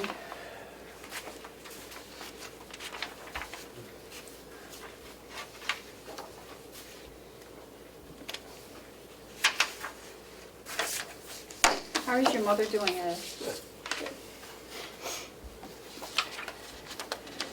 Maybe we can get a room together. You and that? No, What did I miss? Sorry, I was reading. I hope Frank is watching this right now. This looks good.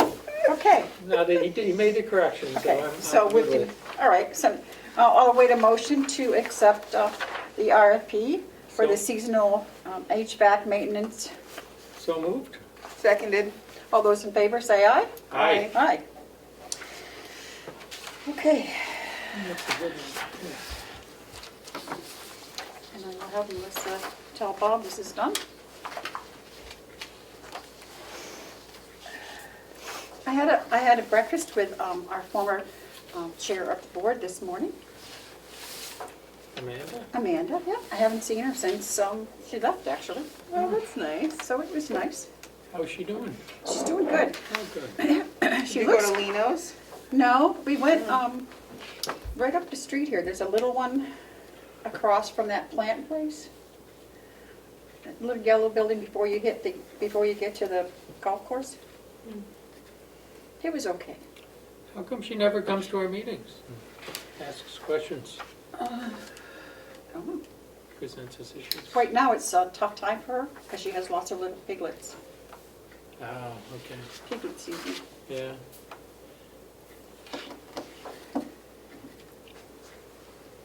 Does she miss it? No, Mm. Would you? no. Yep. I can tell you that already. I do enjoy the people here very, very much. And I've often said to people, the best thing about being elected as a commissioner was meeting a great number of very nice, dedicated people that work here. That's true. So, and I enjoy the work.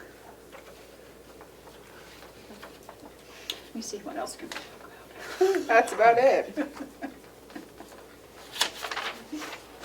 Are you editing, Mr. Comeau? You're not, okay. What would I edit? He's typing emails Oh, and he's texting. He's saying, look at our crazy commissioners.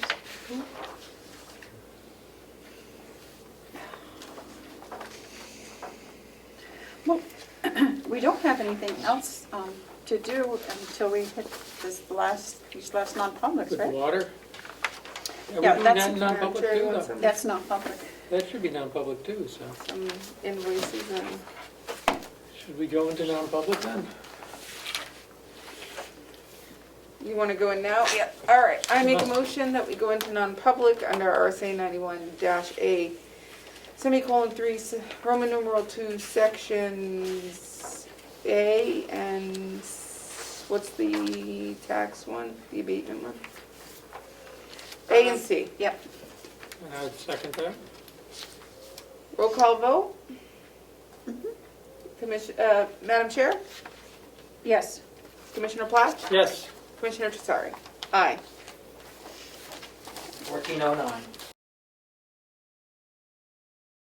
Okay. I need a motion to come out of non-public. So, And to seal the minutes under, Yes. yes, RSA 91A3, subsection 2, section A and C. so moved. All those in favor, say aye. Aye. Who I seconded? seconded, and now we're voting. Aye. Aye. And it is 4:30, 426. 4:26, excuse me, I stand. You let me take care of the time. Oh. Ed should have been in on our last non-public. Yeah, really, he would have thought that was just All I terribly heard was interesting. laughing, that's all I heard. It was better that enjoyed we it. were laughing to cover the sound of the crying. Yeah.